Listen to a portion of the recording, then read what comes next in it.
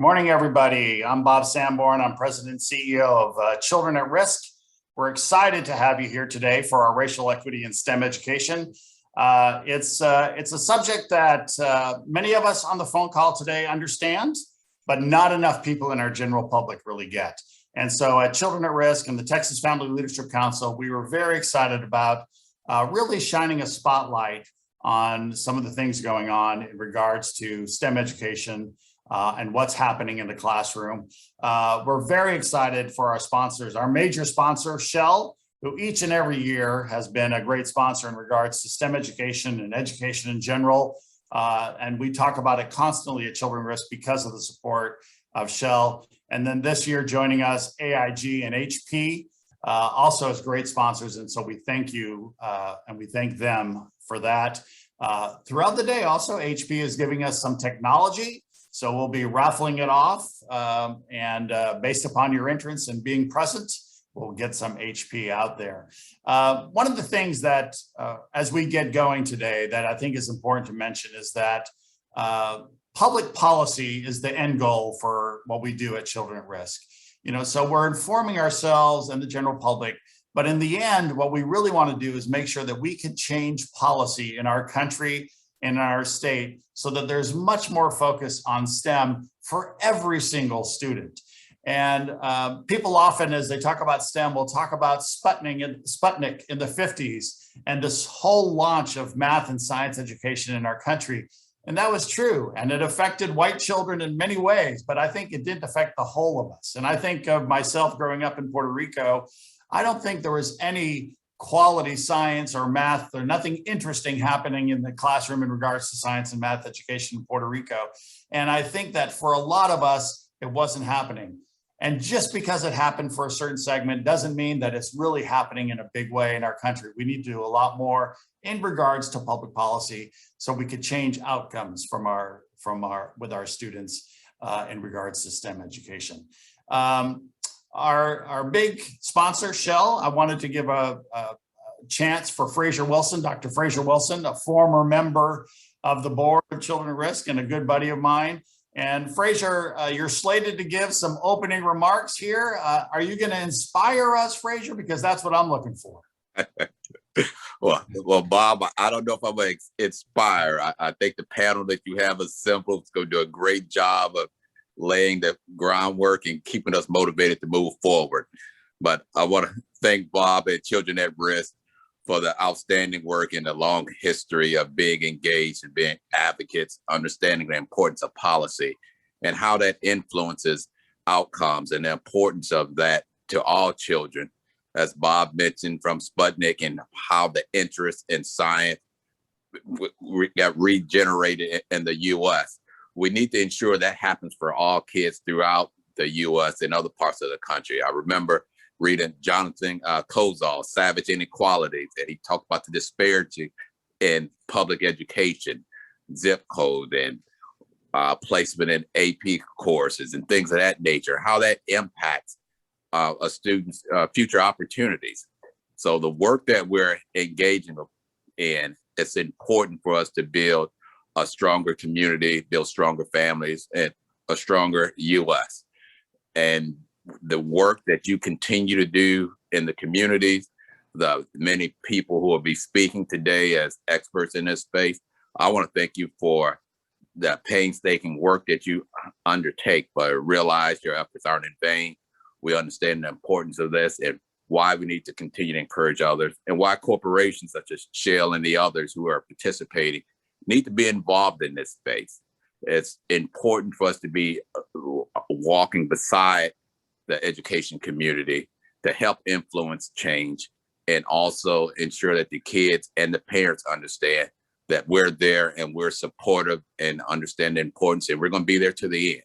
So I'm looking forward to hearing and learning from you all today, and continue to partner on this journey and be advocates to bring about the change that we want to see and bring equity into STEM education. So Bob, just thank you for the opportunity just to bring greetings to the group. Thank you very much, Fraser. I'm looking at our biopics over there, Fraser, and how much better we look on our pictures than we look in person, except for you, of course. You're always you know, the pandemic beard going on, so I appreciate that. Hey, salt and pepper is working. Thanks, Bob. Exactly. Thank you, and everyone over at Shell for the work that you do to support our work on this, and really the work of many others. So our top-notch research team at Children at Risk put together some data for us to sort of get our day going so we can understand a little bit. I'm not going to go over, I want you guys to read, I'm not going to read everything, but I think one of the key things that we want to, from each of these is what we know right now is that scientists, engineers in our country, 70% are white. Yet when we look at our children in our country, we see this growing demographic of kids that are white. In the state of Texas, over 70% of our children are Latino or African American, and we need to make sure that we're getting those kids ready as well. Let's go to the next slide. This is a key thing, is really the differences in salaries, this annual wage for non-STEM occupations and STEM occupations, right? STEM isn't just a matter of sort of making sure that kids learn science and math. It's also sort of a matter of their future. When we could find those kids that are very interested in science and math and then sort of encourage that, the salaries are going to come with it. And that's very important. Next slide. So one of the things that we also understand is that low-income kids, much less likely to be doing well at science and math. And a lot of us have visited a lot of schools. And what you understand many times is that the funding isn't there for, certainly for science education in a lot of schools. The funding isn't there to make sure that we're doing a lot of the interesting after-school programs that many times generate some of this interest. And this is really, really important that as we focus on STEM education, making sure that we're doing all the right things at K through 12 is very important. And much as I mentioned this idea of after school, the informal science opportunities are limited. And then we had this pandemic, and limited Wi-Fi access has really, and we'll show some of those scores in a bit, limited Wi-Fi access has had this very detrimental effect for a lot of low-income kids, especially children of color, less science education, and there's just overall sort of less funding for a lot of these kids. Here's the virtual education part. You know, going to the pandemic, a lot of us, you would hear the media sort of celebrate when Wi-Fi was connected into a school. But the fact of the matter is that when parents don't understand how to use the technology, when kids don't understand how to use the technology, what we're going to find is that kids will never be engaged and up to speed. Moreover, what we found is that in a lot of classrooms, kids would turn on the camera and not really be engaged. Virtual education became very difficult for the majority of our children. And we saw that that impacted math scores, that impacted reading scores, but it certainly impacted our future workforce as kids are farther and farther behind. This is a great graph to see how the percentage of how kids were doing in math and algebra. And slowly over the years, things were getting better, and then COVID hit. And we saw this huge drop in terms of math and algebra. Moreover, when you look at 8th grade algebra scores, it's oftentimes a real benchmark of how kids are going to do and whether they will graduate. And when you see this drop, what that portends for us is that we may see this significant dropout rate unless we do something to correct that. Right now, we see ESSER money being used by many districts to try to figure out how to correct that. But we're not sure that enough is being done in that area. So we'll see what happens. Here, I think there's some interesting stuff here, which is, again, with COVID, we're just seeing significant drops, people delaying their graduation. Restricted access to these resources has had this really dramatically negative impact on our kids as we move forward. And before we get to Shannon, I'll finish up with another little story, is that a lot of us who've worked at institutions, and I've worked, before I came to Children at Risk, I worked at universities. And I worked at Rice University for a long time. And what you found is that Rice admitted a lot of kids who were interested in science and engineering, and then graduated sort of a smaller subset of those, right? So there's a lot of weeding out going on. But I've also worked at universities where the opposite happened, where fewer kids were interested in science and math, but the number who ended up graduating because of that developed interest happened. And that happens at a handful of universities across our country where they really are intentional about engaging kids and getting them interested in math and science. We shouldn't be waiting to college for that to happen. And I think today we're going to hear from a lot of people about how in K through 12, this is where we really have to start growing that number of kids that have an interest, but we need to develop that interest in math and science and really teach to that interest. It's not happening enough in the United States. And we can't see parents begin, and teachers sometimes, but parents to say, oh, I'm not very good at math, you probably won't be either. I think we need to understand that we have a population of kids that could really be good at math and really have this interest in science. It's just a matter of developing that. So let's get on with our day. We have a great set of speakers, and we'll start with Dr. Shannon Solis, who is with us. She's a distinguished mathematics professor and an education consultant. She's out of San Jacinto. Dr. Solis, I'm so excited to hear you. Take it away. Good morning, everyone. Thank you. Well, Mr. Sanborn kind of stole my thunder on a few things, but that's okay. Hopefully I can still share some things to the webinar. So I was asked to talk about, supporting our young learning amidst the crisis we're going through. So one thing I wanted to share is, the youth right now are very impressionable, especially when it comes to social media. And technology is wonderful. It can have the great positives as well as some of us might see it as not so positive, just depending on the situations, of course. But definitely, whether they're in elementary, middle school, high school, even college students, there's a lot of benefit to some of the things that we are doing across the nation, as well as in Houston, Texas for STEM. Next slide, please. So I know we all know the definition of learning, but I just wanted to point out a few things here. Just in the first sentence there, that the importance of learning and the process. But one of the words I wanted to focus on was the attitude. One thing, whether we're in education, whether we're, the supervisor, we're the CEO of the organization, that our attitude is what really dictates and is leadership that holds our teams together and trickles down. So I think that's one of the important words here, and the rest you can read, of course. Next slide. The other important thing is, how do we define crisis? And when I say crisis doesn't always mean it's a negative situation. It can also mean positive crisis. So as we look at crisis, something that could be unstable or dangerous, but could also be something that is positive. Maybe you got a promotion, but how do you handle that? And that could be a crisis.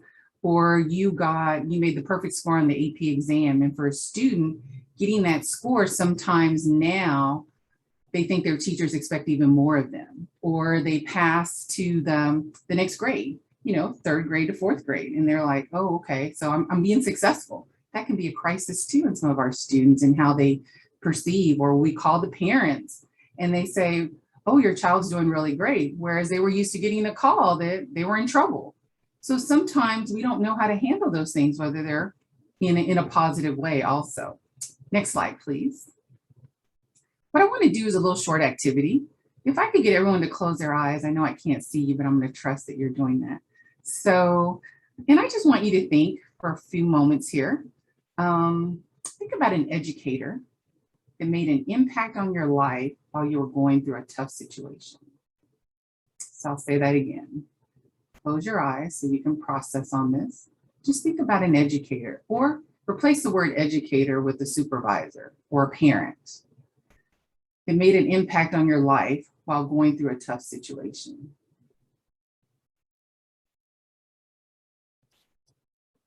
So as you're thinking about that, I'd like to share one of myself, because originally I would love for you guys to share, but we're dealing with time, of course.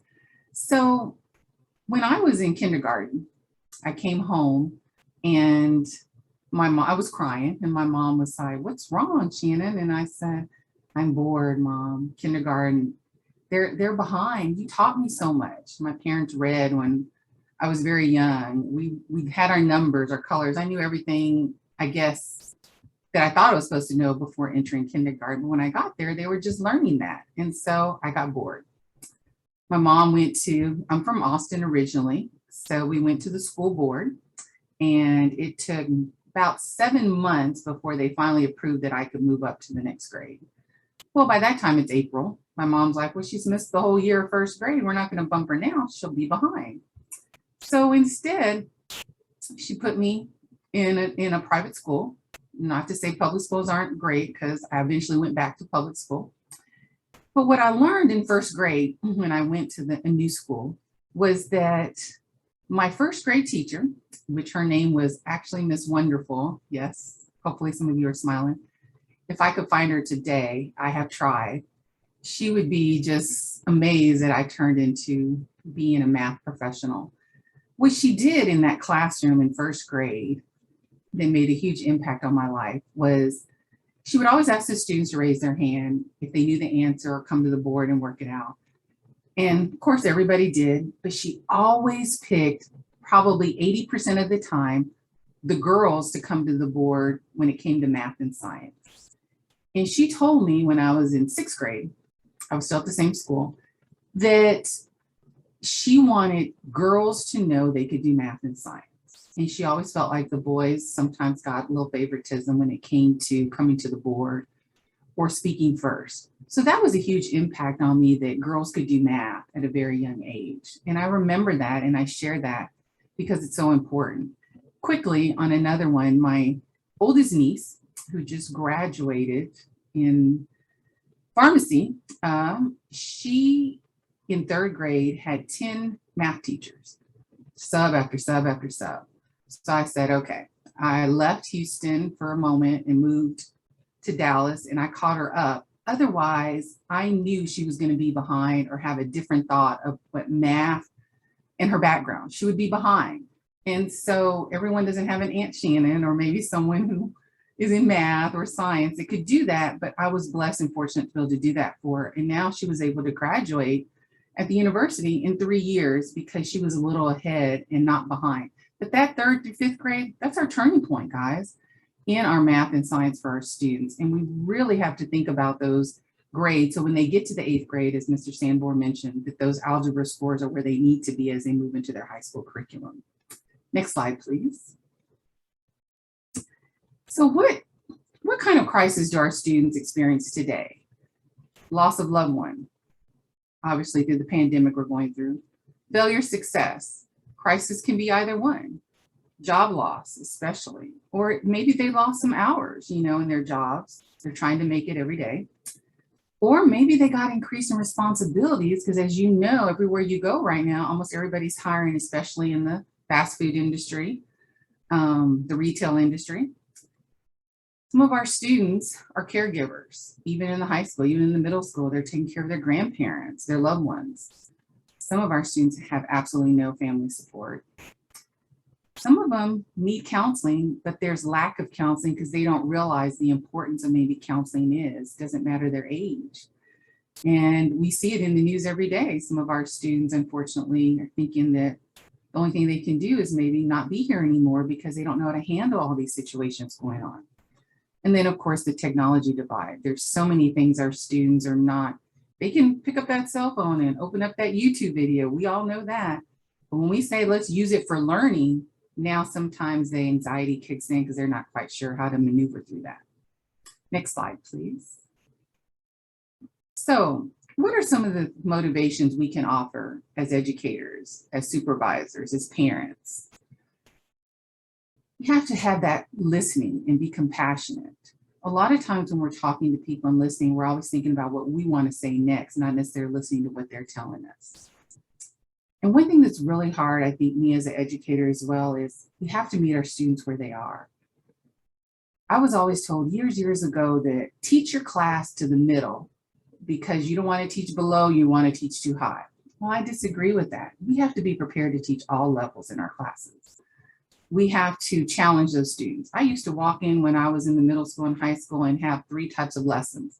So I was ready for those that were a little lower, right in the middle, and then those that were above. Because if I didn't challenge those above, then other things came. Maybe some discipline became where they're bored. And I never want a student to experience that.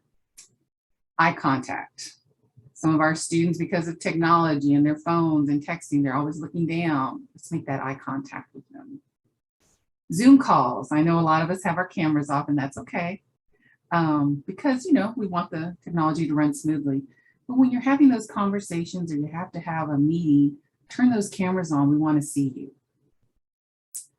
And one thing I really do with my college students especially is, because they're such a text group, right? I have a text set up with all my classes. They don't have my personal cell. I don't have theirs, but it's an app that allows you to communicate, and you can get a quick message, because that's the group we work with. They're in that drive-through mentality. I want it right now. So we have to meet them where they are. You don't just have to rush, but at least there's a check-in process there. So we have to be able to offer things that we haven't done in the past or how we grew up. Next slide, please. So back to the definition of learning in that first slide. I talked about attitude. So what is our attitude? Do you have 100% attitude in what you do? 50%? Hopefully not 10 or 20, right? So one thing I always like to challenge my students in bringing the math into the curriculum, or when I talk to individuals, is how do we use words to calculate? How can we use it to support our STEM? So let's look at the next slide. We all know that there are 26 letters in the alphabet. If we look at A as being the value of 1, B being the value of 2, then we could calculate all the letters in the word attitude. And if we add up those numbers, and based on my teachers, we always added in groups of 10. So 20, 20, 20, there's 60, 21, 81. That 1 and 4 is 5, 85, another 5. And then we have the 9 and the 1, 10, we're to 100. So if we're giving the attitude we're supposed to be giving, we're giving 100%.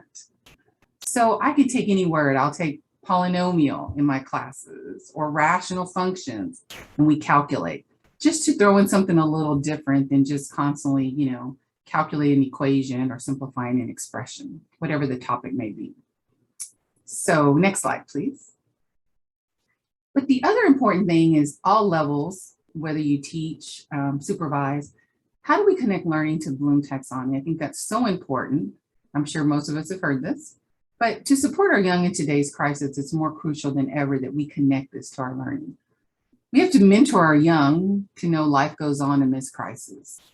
And I share with my students, in the last 3 years, I've lost both my parents. And let me tell you, whether you're in K through 12, you're an adult, when you lose a loved one, it's very, very difficult. And now I can share, not that I'd love to have my parents here right now, but I can share with them as they've lost a loved one that life just does continue. It continues, you can be successful, and your parents will be proud. And so being able to have those experiences and being able to share that with my students and colleagues, I think it allows me to be connected to them as well as empathetic. And I think that's important for all of us. We also have to share those cognitive skills we want our students to obtain outside of the classroom. And is so more important to me. When I first started teaching, I was like, I get to teach math, I get to teach my calculus. Now I'm a counselor, I'm a teacher, I'm a parent, I'm the big sister or the little sister, aunt, uncle. And so that's the mentorship that you develop, of course. We always want to continue to assess our students, our teams, and make sure that they are meeting those objectives. And we definitely have to know their learning style. Some are very quiet, some are very outspoken, and we got to balance that. And finally, once again, I'm always going to share is we got to meet our young where they are. Next slide, please. Another way that we can deal is definitely we have to be able to work with the student individually, holistically. We can't just fix their math or science skill and increase their score. We have to make sure holistically we're looking at their mind, their soul, their body, and their heart. So one thing is, what our students that I'm learning is they can't always get an A on everything. Even if you get a B, you're still successful. And those are things I'm trying to project with my students, is that an A doesn't mean you're the best. And I share, like when I hire or I'm on a hiring committee and I happen to see transcripts, I don't look for the A student. I look for the student that I know is open to criticism or constructive criticism, and they're willing to improve. So as we go to the next slide, because I don't want to go over time, what can we do? Let's be a teacher, be a parent, slow down sometimes, always be encouraging, motivate, be that mentor, smile as much as you can. Call, sometimes it's better than texting or email when you can. Next slide. Here, if I can get this real quick, because one thing,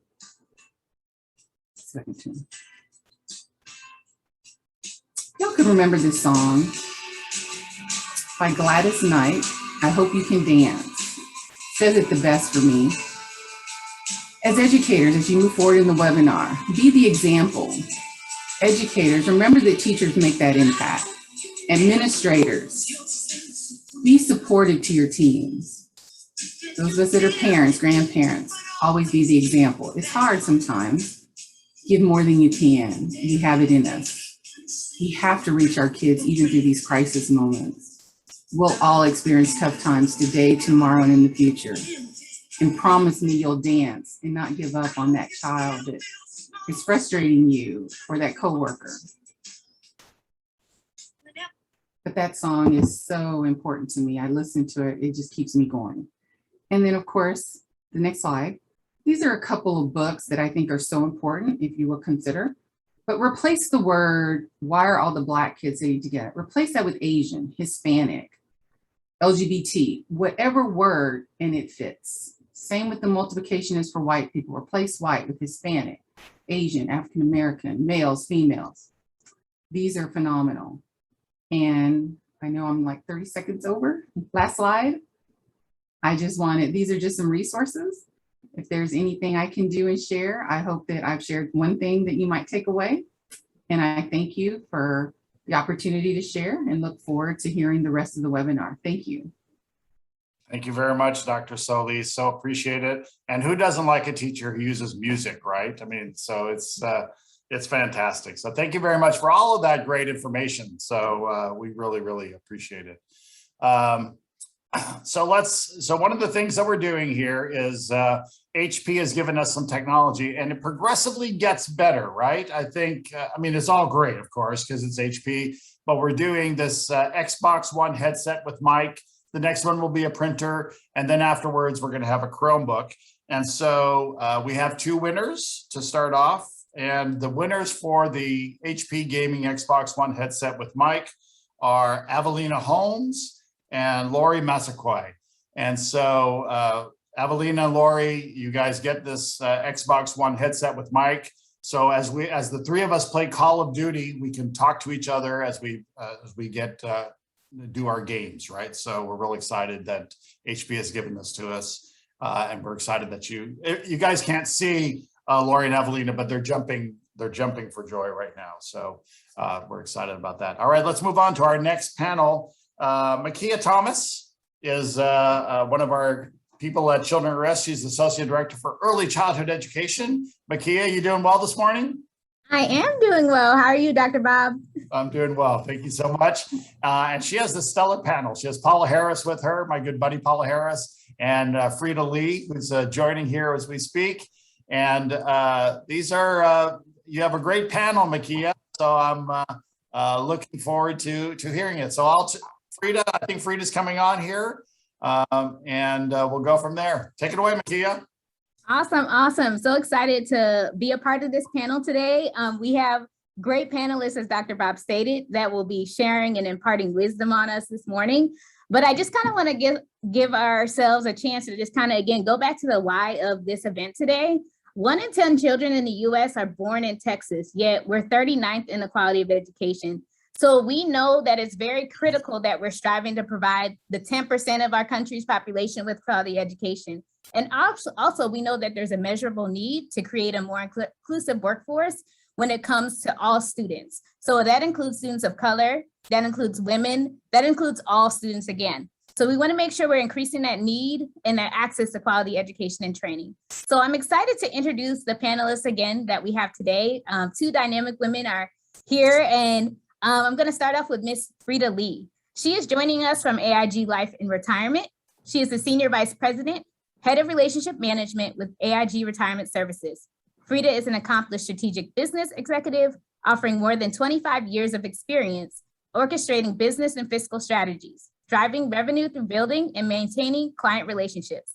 In addition to her many other activities in areas of expertise, Freda is very active in the community and serves as a member of the board of directors for the Houston Independent School District Foundation, which focuses on supporting the school district with programs and initiatives aimed at increasing student academic achievement and developing and retaining effective educators in the classroom. So welcome again, Freda.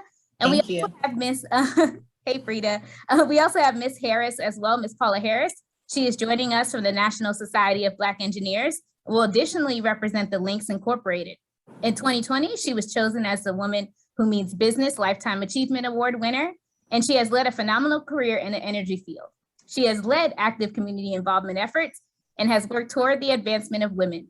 She spent her entire career with Schlumberger in various roles and retired in May 2020 after 33 years of service.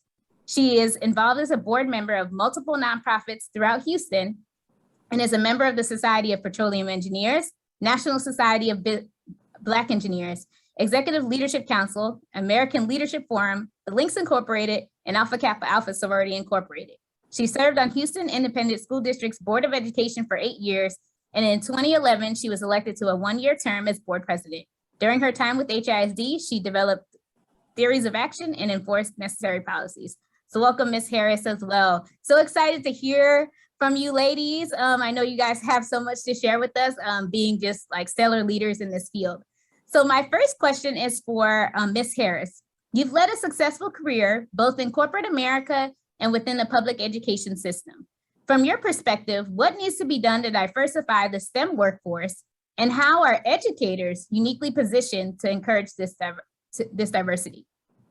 Thank you, Makia, and thank you so much for inviting me to join. This is one of my favorite subjects. Bob knows one of my books that I wrote was When I Grow Up, I Want to Be an Engineer. So introducing children of color and children from lower socioeconomic and children from rural and children from villages all over the world kind of has been my thing, making sure that we grow this number.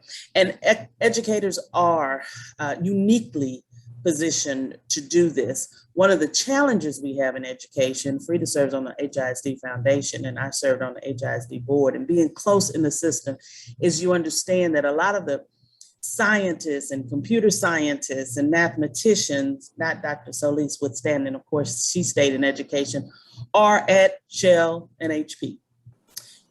People who are excited about STEM sometimes or many times go into corporate and into jobs that they feel are more well-paid, or and that leaves our children, especially our children of color, especially our girls, at a disadvantage, because this thing cannot start, Makia, your junior or senior year in high school. You don't wake up and say, I want to be a computer scientist the junior year. The kids who are there, the kids who are in these industries, like the energy industry, like myself and Dr. Frazier, our peers' parents were geologists, grandparents were landmen. Mm-hmm. They have been in this game for a while.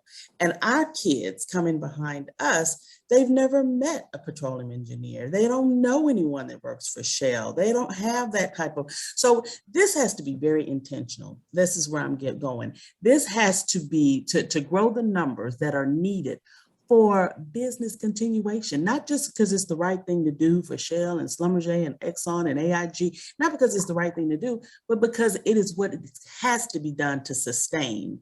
Bob gave the numbers.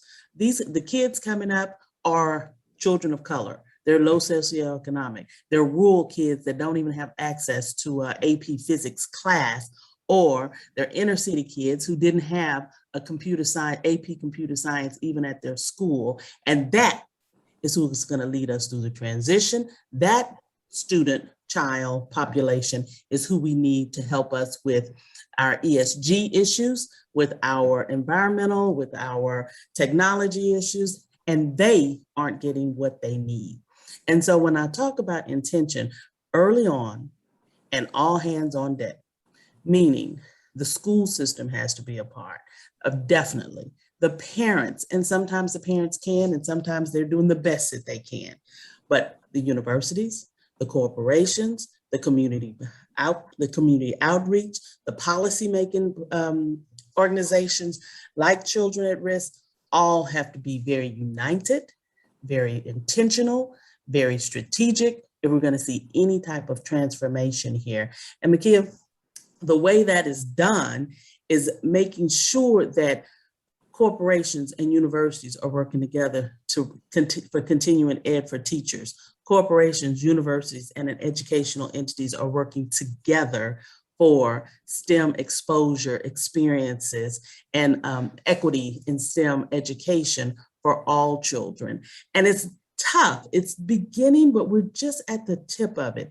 Shell does some phenomenal things, Schlumberger does some phenomenal things, Chevron does some phenomenal things, but it has to be more coordinated. It has to be intentional if we're really going to see the transformation that is needed for these businesses to survive. So I say, are educators uniquely positioned? Absolutely they are. Are we in a crisis, as Dr. Shannon Solis talked about? Oh my gosh, our kids have taken a year off. I serve on the board of Energize for STEM, and I sat in some classes, and I know for sure when you call a child's name, their name is on the bottom, just like I'm looking at Dr. Fraser Wilson. I say, well, Dr. Fraser Wilson, what do you think about this? And I will hear crickets, because Dr. Fraser Wilson is in another room. Dr. Fraser Wilson is at work at Popeyes, and he has his computer on. Our kids checked out.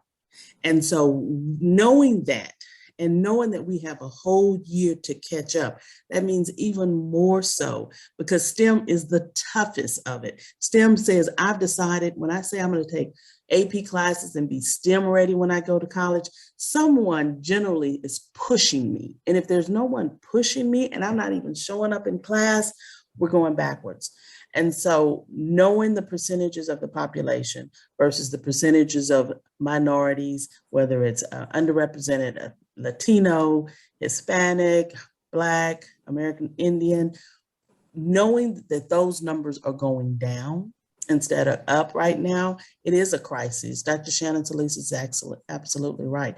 We're in a crisis, and unless we start coordinating all of our efforts to make sure that we are all on the same page, making sure that these kids get the experience, exposure, and the equity in education, then we're going to continue to slide.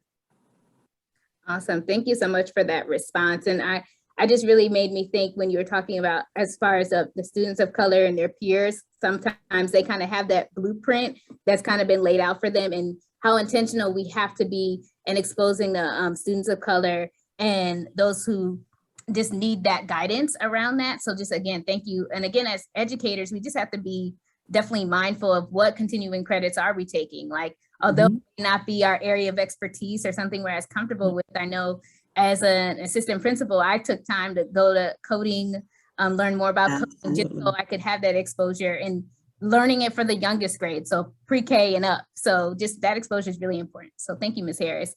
This next question is for you, Ms. Lee. Again, it's very similar. From your perspective, what needs to be done to diversify the STEM workforce, and how are employers uniquely positioned to encourage this diversity? Makia, and thank you all for having me today. And AIG is really pleased to sponsor this event today. And Paula Harris, it is great to appear on this panel with you. Your reputation precedes you, so it's really my honor to be here with you all today. As I think about the role employers play, I've heard a couple of things from both Bob's comments as well as Paula's about this concept of being intentional. And I think that it's right on. We have to be deliberate because employers truly play a really critical role here. And how do we diversify the STEM workforce? We look across the city of Houston, for instance, it's a very diverse city, and we've got to make sure that we have the students prepared in a way that they will be ready for the workforce. And so we think about, how do we do that? And, you know, as corporate partners, as neighbors, we have to be a part of that solution. Corporations have to sit at that table. You know, one of the things I think about is, as AIG started to really lean in several years ago with how do we help support our school district, HISD being the largest here in the Houston area. And it was really about this whole concept of how do we support you from not only showing up financially, but also in the classroom, and thinking about these strategic cross-sector collaboration efforts, and making commitments, not just in the short term, but making these commitments so that we can really support the school district as we help to, collectively build this global economy. I think about the concept of diversity, equity, and inclusion. Every company has a policy on that, but when you start to really dig into it, what I believe is most important, and I'm really gratified about the way that AIG approaches it is the workforce, the workplace, and the marketplace. And what does that mean to us? First of all, in the workforce category, spot on. We've got to attract and retain and develop diverse talent. And to your point, that does not start when they are in high school or college. We really must start investing and spending time with our primary and middle school kids so that they really can start to understand what opportunities are available to them.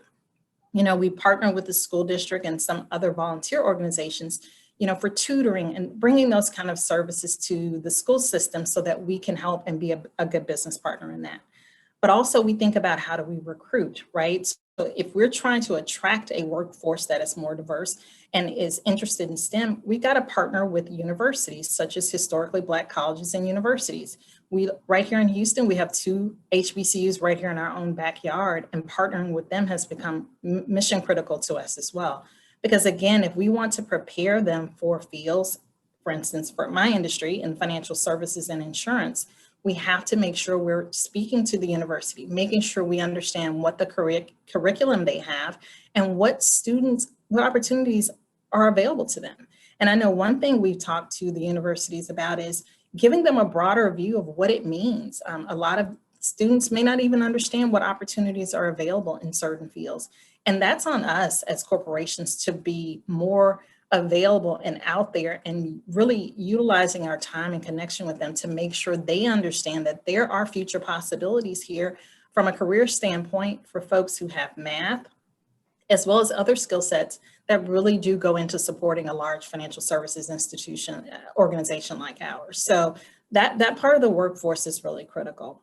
But then the workplace, once we get our employees there, so once we've recruited folks to come to us, we have to then foster an environment that allows folks to advance their careers. How do we do that? We must create a culture of inclusion. We must create the sense of belonging and make sure that there are initiatives there to support folks so that they can advance their careers. It does no good to get them there, and then if we don't support them to help them find opportunities to navigate through what can be really large organizations. And if they may come in with, one interest, how do you help them explore other interests that may be available to them within the company? And employee resource groups, a number of organizations I know have developed those over the years. We have several hundred across the globe. In Houston specifically, we have a number of employee resource groups, but we really try and utilize those to make sure we're not only supporting the employees, but also leveraging that group of individuals to help serve in the community too, to bring more awareness to opportunities within the company. And then the marketplace, that is so important to us because we are a part of the Houston community. We are, as we think about our role here, and I do believe this is more than just a feel good, it is a necessity. If we are to continue to thrive, we have to work with our school districts, with the universities to make sure that we are building the workforce that we need in the future.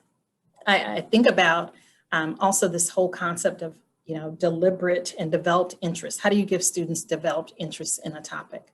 A few years ago, we visited a middle school, and it was some colleagues of mine along with our CEO and with the interim superintendent at the time of the school district, and took us to a middle school and really were able to see what the students were doing. And they were doing some really interesting things in terms of engineering and some things with math and some science projects that they were building. When we asked them, what could we do to help? And, their request was really pretty simple, was exposure, spending time with the kids. And one thing that I thought resounded so much with me was some of the students have not ever been downtown, or our offices sit off Allen Parkway, just overlooking downtown. And they thought if you can just get kids to have the opportunity to see what is available, to bring them to your office and let them see the vantage point of just being in a corporate setting, you start to expand their minds and expand the possibilities of what's available to them. So one thing I really am committed to with my work on the foundation board is how do we encourage other corporations? How do we keep my own corporation engaged and involved to ensure that we are partnering with the school district so that we can help bring those opportunities to students? Awesome. I just love all those opportunities you've created within just the school districts and with the universities, including HBCUs. We do know a lot of times they are left out of the conversation, and that exposure there is very important. So this awesome kudos to AIG for all the work they're doing as well. Next question I have for Ms. Harris.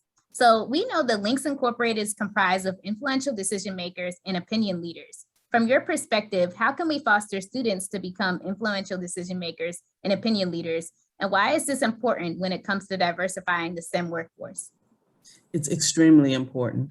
Many times, even in our companies, we expose people, we hire people, and we truly recognize that there's a lack of what's known as soft skills, with developmental skills. And so many times we can get caught on taking the test and passing the standardized tests and passing your college readiness exams, that we miss out on that whole person. And that's what companies are looking for. And that's who gets promoted: the ones who can present, the ones that can debate, the ones that show leadership. And so one of the things in the Links and other organizations that work in schools, the Links, we have about 200 NSBE chapters that we sponsor across the globe. My chapter has 2, and I see a lot of Link sisters on here, and they have NSBE chapters that we are advisors to. And so bringing kids that leadership, that how to run a meeting, how to engage others, how to, and Dr. Wilson will get this, how to walk into a culture or atmosphere, demand or command respect, and be the change that you kind of want to see. Interestingly enough, Makia, 2 things that I read about in the last 2 days as I was preparing for this presentation. One, I was really excited to see that Shell named their first managing director of a continent, or over in Africa, African female, first managing director. So we are still in the land of firsts. When it comes to women, when it comes to Blacks, we are still very much in an atmosphere or where you are one of the few, one of the only. So how do we get our kids to be leaders to where they are helping to promote others, they're helping to promote their peers, they're helping to influence others, they're helping to debate on topics? All of that comes at an early age. It's leadership development. The second article I read yesterday was about this company that none of us have heard of offhand, right? Activision Blizzard. They make Candy Crush. They make all the big gaming on the PS5s that our kids work with. And you know what? They're in a big lawsuit because it is this frat mentality. They are sexually harassing, there's discrimination going on. And why is that? Because it's a homogeneous workforce of all young white kids who love to game, who are smart, who went to good schools, and they don't have females or people of color in the room. Somebody's going to have to be the first to go into that room. So for business purposes, they are going to have to diversify because they're about to lose a lot of money because they've let this go on, and the CEO is about to step down. The president has already stepped down. And number 2, we're going to have to send in some females, some African-Americans, some Latino professionals, and they will be the first. So all of this leadership development, how to handle going in and making change, how to handle how you present yourself, how well you know your technology, understanding STEM, and how you personally are presented and representing. And so that's a lot of what the Links do, and many other organizations. And the schools are very, very busy with teaching and pushing kids to STEM. So there has to be nonprofits and external organizations that work with kids who, I talked about my first book, my second book, which was a children's book, When I Want to Grow Up, I Want to Be an Engineer. But working offshore in the 80s, I walked into some real crazy situations, right? And I was looking for a mentor. Where's the other Black female that's worked offshore, that's dealt with roughnecks and rig hands? Where's that book? And I couldn't find it. So I wrote that book, For Sister, The Guide for Professional Black Women. And it was just because I came from a very blue collar home, and I'd never picked up a golf club.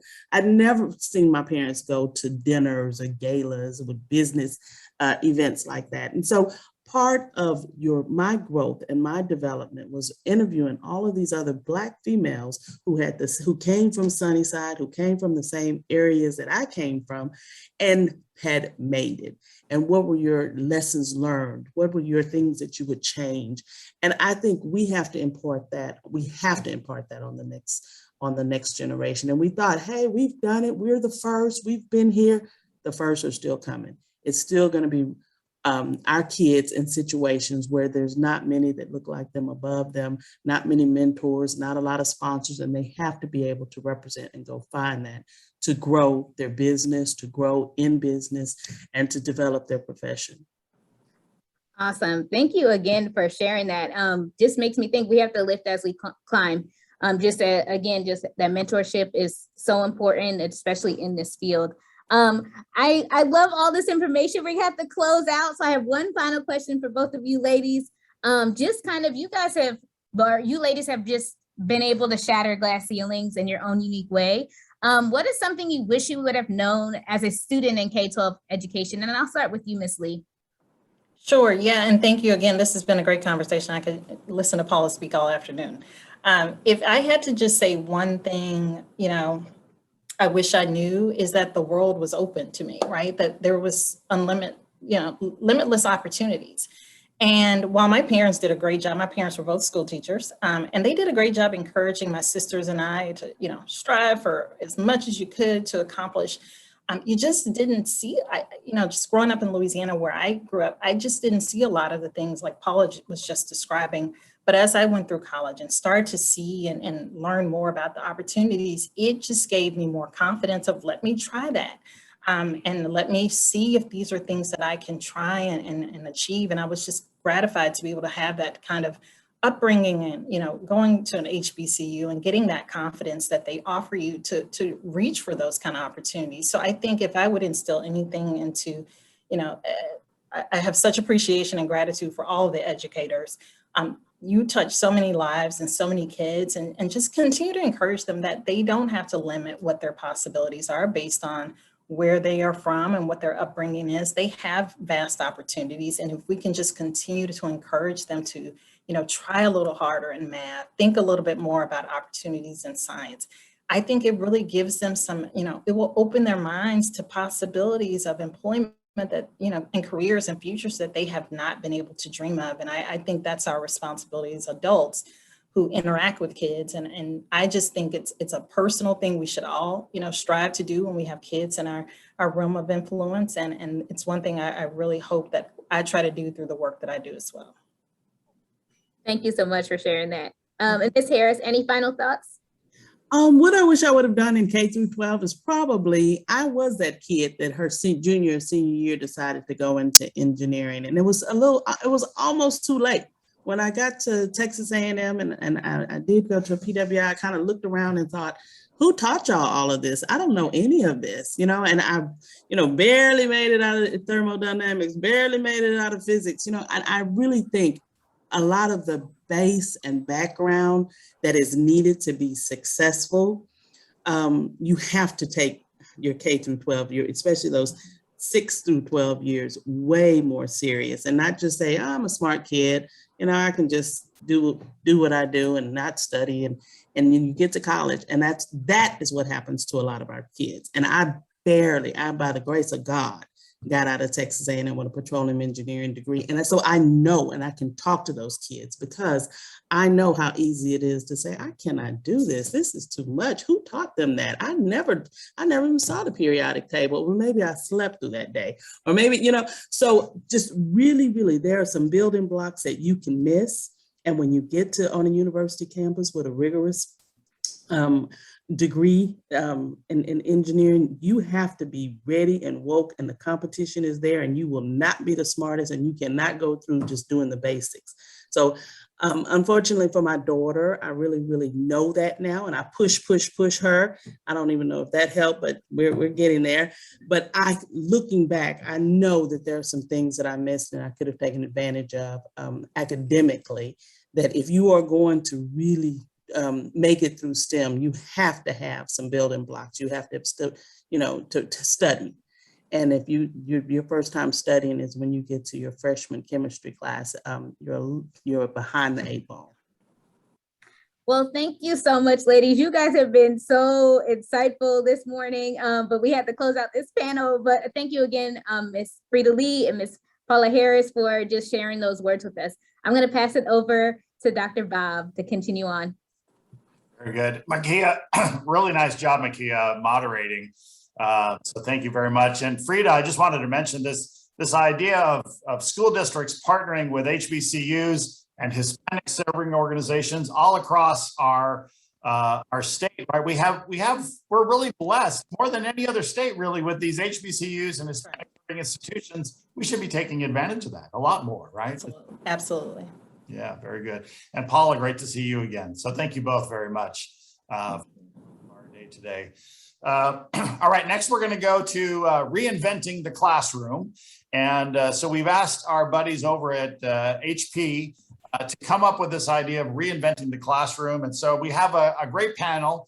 David Prasse is going to be moderating the panel. So David's coming on. But on here, Yohn Ellis is with us, Les Mounteer, Nicole Halbert, Dr. Alana Dvorak as well. And so, David, I'm going to let you take it away for the next 20 minutes. Fantastic. Thank you very much. Hey, thank you for inviting HP to be part of this session right here. We're excited to be here, and we want to talk to you about reinventing the classroom. As you know, STEM students are kind of the lifeblood of a company like HP. Unfortunately, if you look at it, though, only 18% of the college degrees that are awarded are for STEM majors. And then if you look at children of color, students of color, women, it's actually even lower than that. So we've got a big gap there. STEM students who actually go into college, who want to finish a curriculum with that, only 30% of those will finish off with that curriculum. So we lose 70% of the kids who go into there. So you see, we have this gap. We want to be able to fill that gap. What I want to do is introduce you to the panel today of some of those people with that 18% that actually have made it through there, that 30% that got through that whole STEM curriculum. So with that, I'll introduce you to Yohn Ellis, who's going to lead us off with reinventing the STEM student. And then Les Mounteer is going to talk about reinventing the mindset and learning. And then lastly, we'll have Alana, who will show you some resources that HP has that you can use for that. And then Nicole, who's helping us out, who's a former teacher, she'll have us in the chat session if you have any questions. So with that, I'm going to kick it off and give it to Yohn. Yohn? Hello, everyone. Next slide, please. Reinventing the STEM student. STEM is intertwined in every part of our modern life. Students are no longer required to have a strong background in all 4 categories to have successful careers in STEM fields. We need to understand how our statements and actions may impact students interested in STEM. Our own preconceived notions of what a STEM student looks like can limit the students that aspire to be the next Bill Hewlett or Dave Packard. And with that, let me share.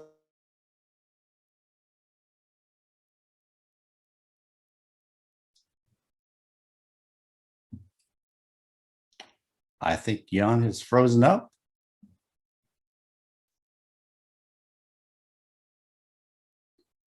So Les, maybe we go on to you. We'll come back to that. Yes, so I'll pick up where Yohn left off. We can go to the next slide. So one of the challenges we face is that we often look at the traditional STEM student and we think that they look a certain way or they act a certain way. And when teachers start becoming educators, a lot of them think that they're going to teach everything that they know to students, and they're 100% right. The vast majority of teachers do just that. What they may not realize, though, is that at the same time, the students are going to need to learn a lot more than what the teachers offer. And this can be intimidating. It makes you concerned about it. When we think of STEM, we think, oh, it's memorizing multiplication tables. It's the periodic table. It's learning the physics principles. And we get very stuck in what it means to be STEM. But STEM is so much more than that. There are so many students who struggle with general math and science who have their own YouTube channels, their own TikTok channels. They do all these different platforms, and they actually manage their own algorithms. They're using this computer science that's been mentioned before to try to develop different code to make sure that they have the most influence, the most followers, all of these different aspects. But we shortchange them by thinking, well, that's just social media. But it's really STEM.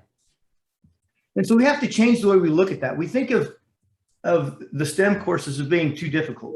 And according to a 2017 Pew Research survey, over 52% of adults claim that the reason they don't pursue STEM is because it's just too difficult, it's too hard. We've somewhere along the lines forgot that it's okay to struggle. It's okay to do hard things. And we find that students who do struggle actually do better in life. When they start going into their degree programs, they're more likely to succeed if they weren't that straight A student. They're more likely to succeed if they've actually had challenges they've had to overcome. And we see that even today. We see so many students of color, of minorities, of different genders, of multigender, of all these different challenges and barriers that are becoming doctors, scientists, engineers. They're becoming leaders of companies because they are getting stronger. They're getting better by overcoming these barriers. And what we need to do is to stop looking at them and saying, if they're not this box, they're not going to move into these careers. They're not going to move into these pathways. I came from a very poor background, poor area. In my family, I'm the only one who's ever gone to college. And most of the people in my family look down on me because I went to college. It's kind of a bizarre thing. Most kids that I grew up, regardless of color, weren't looking at going to college ever because it wasn't for us. It wasn't our thing.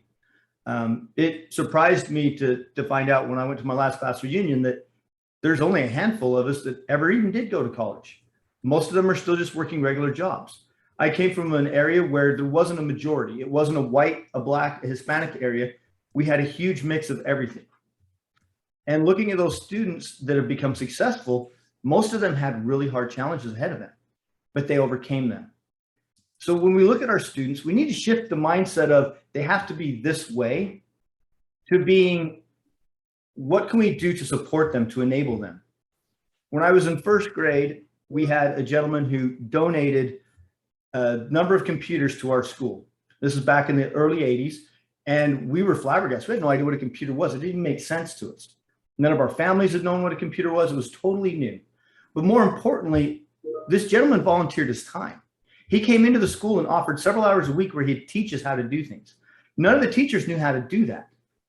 But they started learning as he started teaching students. The students would bring things back to the teachers, and the teachers were able to improve on what they could do. When I went into junior high school and high school, again, my teachers didn't have these skills. They didn't have the resources. And so we, as the students who had learned these skills, were able to be a resource for our teachers to start doing these different things. One of my teachers in junior high, she enabled me to find new documentation, new things to learn so that I could grow beyond what I could be offered in the school. We didn't have a computer program or any of those other things. And so as teachers and educators, I'm including everyone from the volunteers in this panel to being your Chapter 1 aides, Title I aides, everybody. We all have that ability to impact.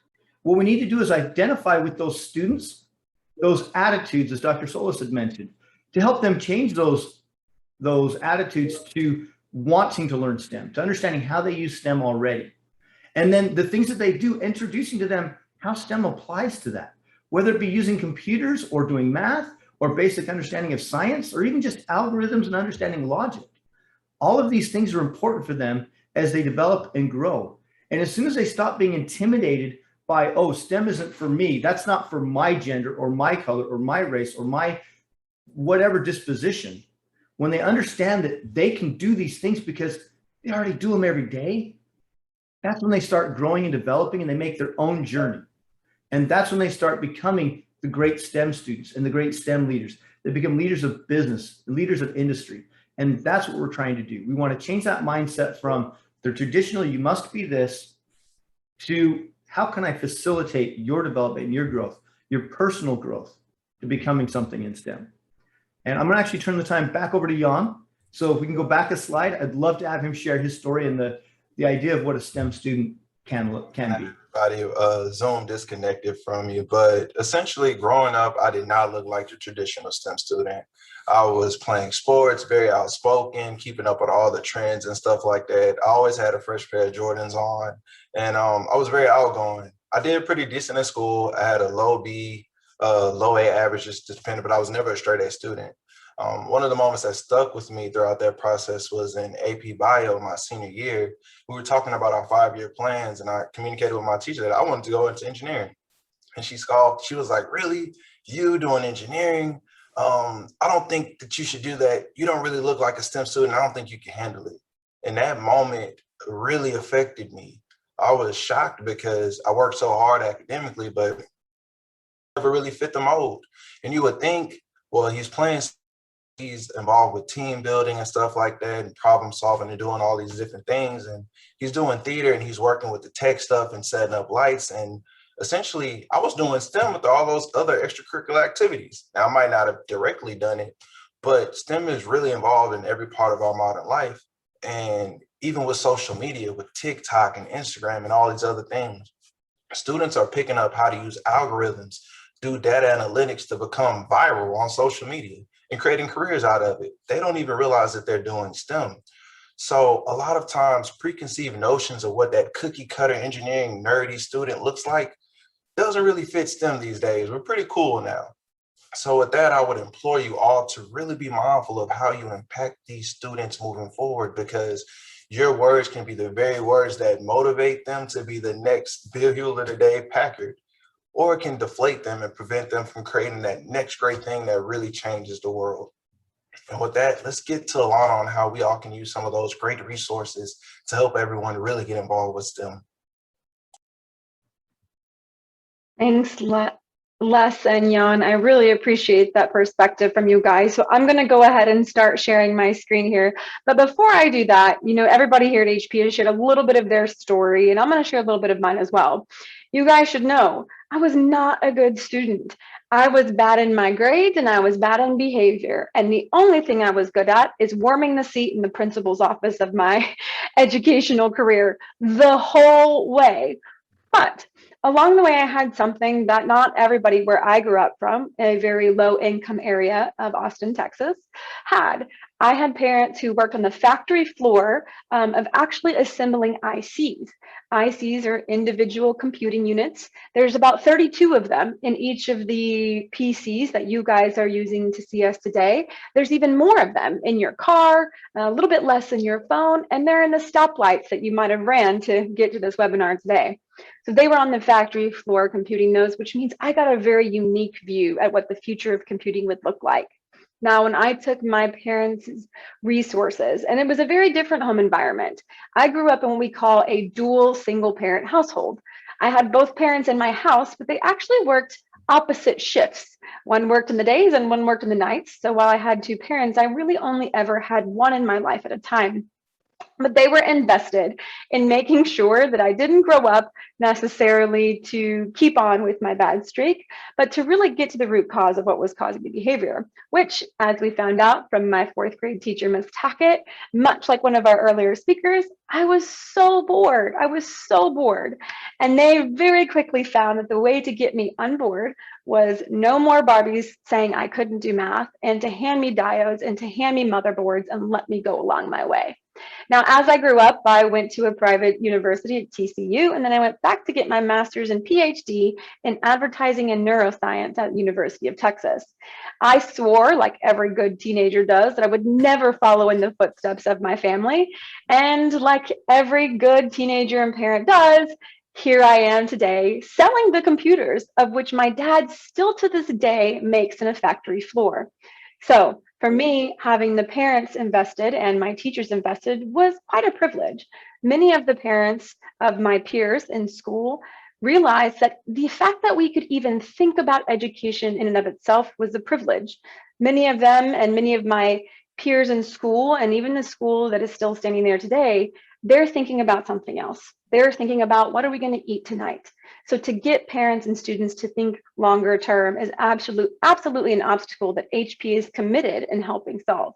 So there's been a lot of good commentary here today on the things we need to do, but my role in this panel is to actually give you the tools to go do those things, and you can use them at your resource. So the very first one we have up here is reinvent.hp.com. You can type this into your chat box right now as you see fit.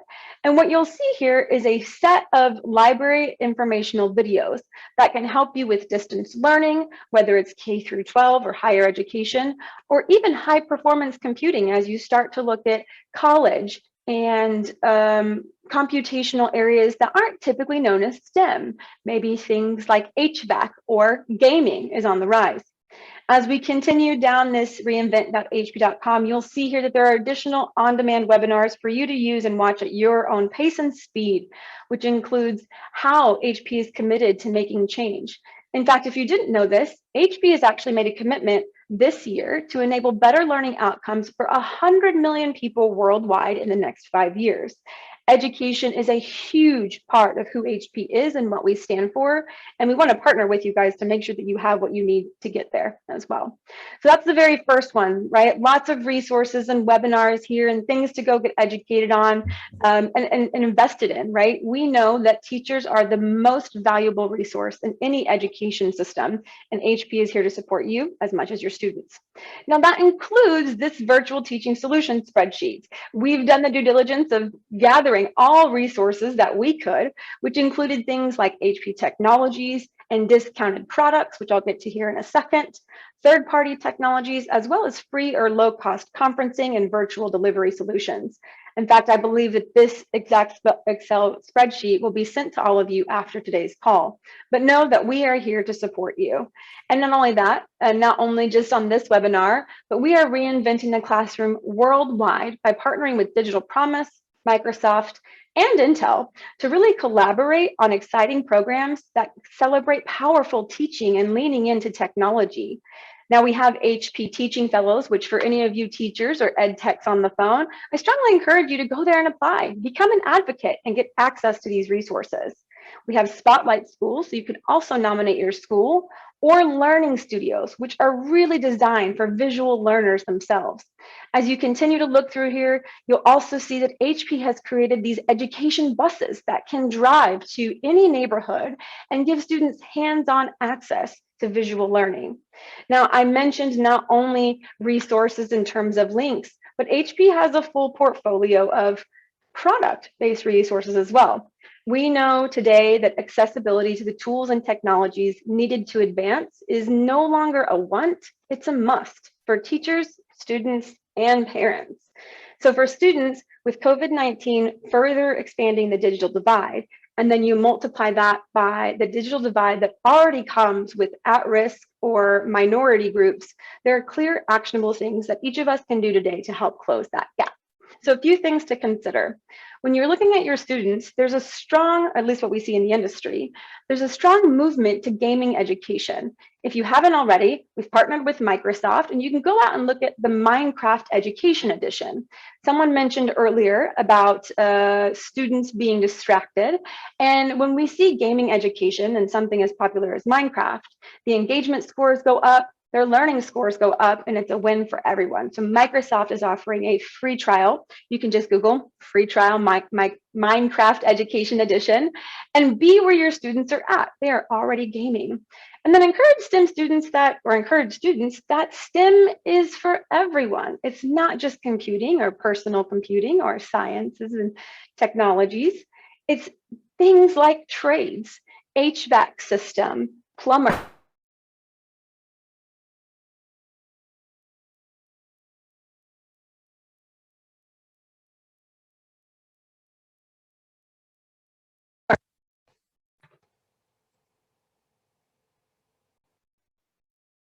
All right, can everyone still hear me? Hi, everyone. Yes, you're coming through. Hi, am I back? Okay, perfect. And look at that, guys. We work in tech and this stuff still happens to us. So we are by far just as much learning and educators as each of you on the phone are. My headset, which actually is not going in the ear, it reverberates on bone, just died. So those students, right, encouraging them to go into HVAC or plumbing is just as important as encouraging someone to go into computational science or going into geology. If any of you are here in Texas, you know what happens when your AC goes out in the middle of summer, and that is an expensive thing to purchase. For parents, again, it's not lost on us that many at-risk groups, that even thinking about education, the future of education, is a privilege. You compound that with parents who are struggling with the weight of the world right now. HP's goal really is to provide the tools needed for the future of teaching and learning for teachers, students, and parents. In fact, so much so, we want to thank you teachers on the phone, right? You've seen all of the giveaways and the educators on the phone. And we know that you've had to adapt more quickly to a new environment than any other industry in the world. There are multiple studies out there in the world right now that teachers were ultimately, the backbone of our entire world within the last year. So with all of that being said, you have those resources there, but that also means that we need to get you the products that you need, and your students need the products that they need. Did you know that HP has their own line of Education Edition products? Most people don't, but let me just tell you, Education Edition products are specifically tailored for use in educational environments, no matter where you are. Why is that? Well, one, they're sanitizable. There is no other personal computer OEM in the world where you can sanitize their entire lineup. Our friends over at Lenovo, you can sanitize their healthcare, but here at HP, it's so important to us, especially as you start to go back to school, maybe in the fall or in the future years. Knowing that you can actually clean and sanitize, even pre-COVID, is very, very helpful. The second thing is they're very durable. Education Edition products go through massive amounts of testing. In fact, they are so durable that they actually go through military standard grade testing, over 180 hours of being kicked and dropped and thrown and anything you can think of. And our Education Edition products are the most durable products in the line. We also offer other things. And I asked earlier in the chat box, what have been some of the biggest struggles and resources? I didn't see it mentioned, but oftentimes we hear things about access to internet.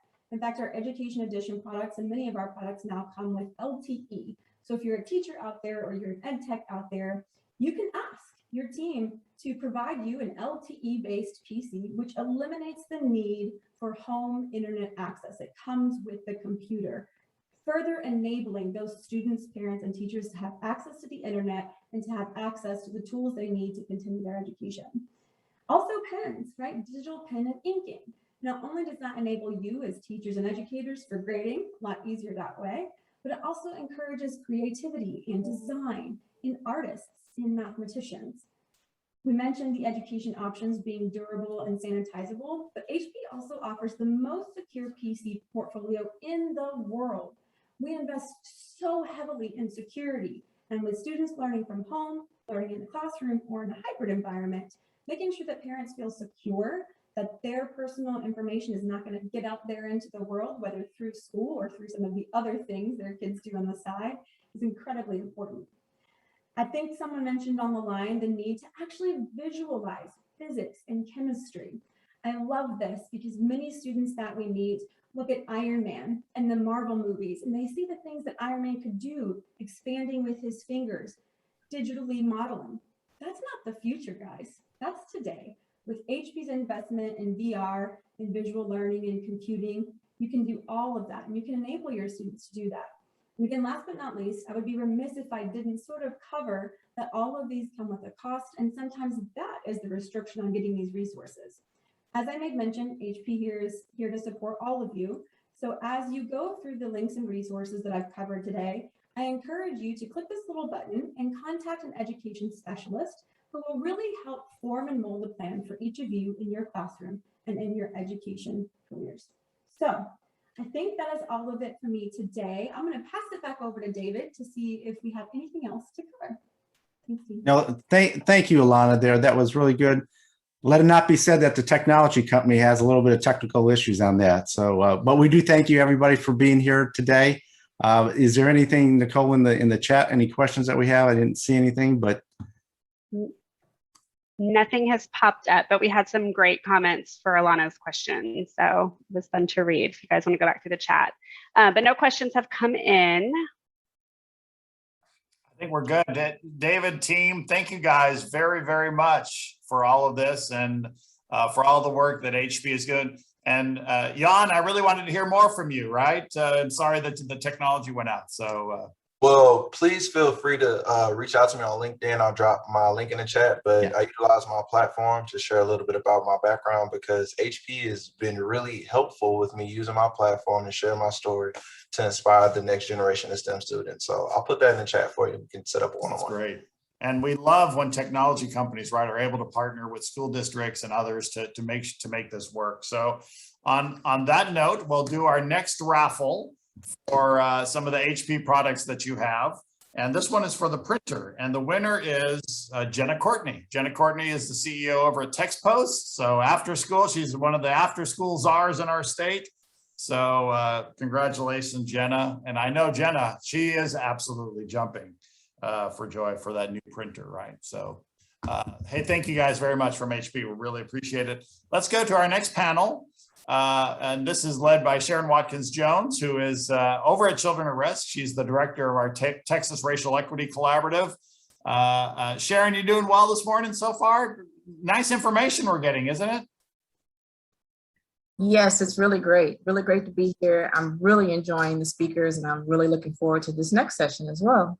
Very good. And joining you is Anjanette Wyatt is with you, Stephen Lewis, Gladys Henderson, a couple of doctors in there, Dr. Wyatt, Dr. Lewis. Thank you guys very much. And a rocket scientist. Rockets, literally, right? Literally. I'll just do this little. When I worked at Rice University, the vice president was a space physicist, Ron Stebbings. And I used to love to say, my boss is literally a rocket scientist. And so it was really good. Hey, take it away, Sharon. Thank you guys very much.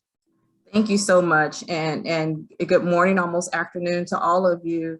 In the 21st century, we know that STEM permeates every facet of our lives, from social media algorithms that we just talked about, to medicine, to the actuary science used to calculate insurance. So the possibilities of pursuing a career in STEM are absolutely endless. So joining us today is a panel of professionals from many walks of life to discuss the limitless possibility for those that are coming behind them and to share with us how students can find their own unique path as they pursue a career in STEM. So these are hidden figures in modern science and everyday science. First is Dr. Wyatt, CEO of Clinical Care Pharmacy and Vice President of the American Pharmacists Association Foundation. She's obtained her Bachelor of Science in Pharmacy and Doctor of Pharmacy from Texas Southern University, College of Pharmacy and Health Sciences, and also earned a bachelor's degree in biology from the University of Texas at Austin. She's a community science and pharmacy advocate and is a member of Delta Sigma Theta Sorority Incorporated, Jack and Jill of America Incorporated, and Kappa Psi Pharmaceutical Fraternity. Dr. Stanley Lewis is Chief Executive Officer of Accel Health.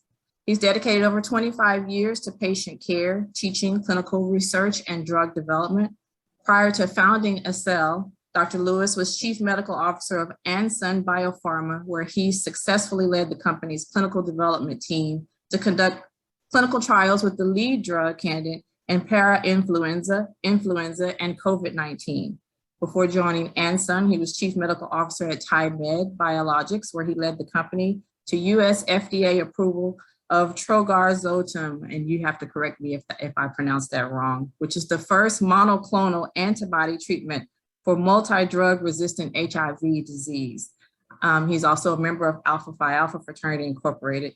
He's a leader who serves on multiple scientific and medical advisory boards, graduating from the University of Texas Medical School in Houston, where he completed his residency and fellowship in internal medicine. And Gladys Henderson is joining us, and she's the actual rocket science that we just spoke of. And she is a graduate of Texas Southern University, or sorry, Prairie View A&M University with a BS in mechanical engineering. She's an executive technical manager, senior analyst in the Exploration, Integration, and Science Directorate at NASA Johnson Space Center. She's worked in the field of engineering for 38 years and has successfully managed multiple programs, projects, and initiatives. She's actively involved as a life member of Delta Sigma Theta sorority, a life member of the National Society of Black Engineers and the Links Incorporated. She's a member of NASA's STEM Task Force and a community board member of Jack and Jill of America Foundation Incorporated. So welcome to you all. Dr. Lewis, you happen to be an alpha in a sea of deltas. You're in great company this morning.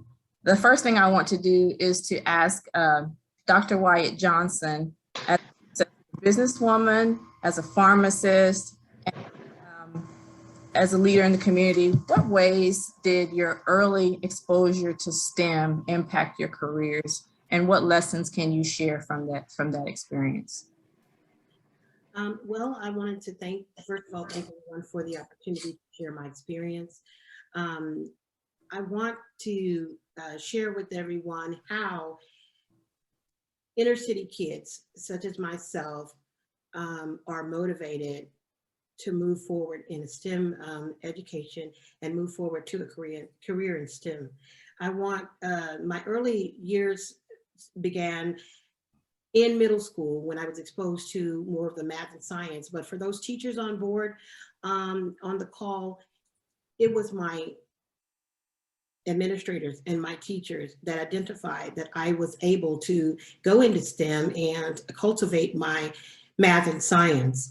I want to also share with you guys that, number one, encourage your students to be the best version of themselves. And also students, when they're young and in middle school and they want to gravitate to STEM, they don't always get the support of their peers. You know, a lot of time the peers are telling them to do the opposite, or teasing them or bullying them because they want to have a desire to learn more in math and science. So mentoring is very important. That it was important in my development into STEM mentoring. We talk a lot about imposter syndrome in the workforce, but imposter syndrome can start in the early years of life. A lot of time the students feel as though they don't deserve to succeed, or that maybe they're not, able to succeed. So we have to realize that starts early on in life. I had some great influences in my time as a youth. Between the ages of 13 and 15, it's imperative that we get students to understand that, hey, you can do this in STEM. My early influences were like Dr. Susan Sclafani, who was instrumental in me going to the High School for Engineering Professions. What I want to share is I was an engineering major, mechanical engineering major at the University of Texas at Austin all the way until junior year. And the weed out process is real. So I was the only minority in my class at junior year. And again, I felt out of place. I didn't have any type of mentor. So I wanted to make sure that I, had someone, and that's important to have someone to mentor you. As I moved on in biology, then I started thinking about pharmacy. And that's where my influences came in with Dr. Paula Turner, Dr. Doris Jackson. Having those mentors are key to moving yourself toward an education in STEM or a career in the medical field or any of the fields. So I would like to encourage everyone on the call to take the young students that you have the ability to influence and nurture them and mentor them and give them an opportunity to excel in STEM education.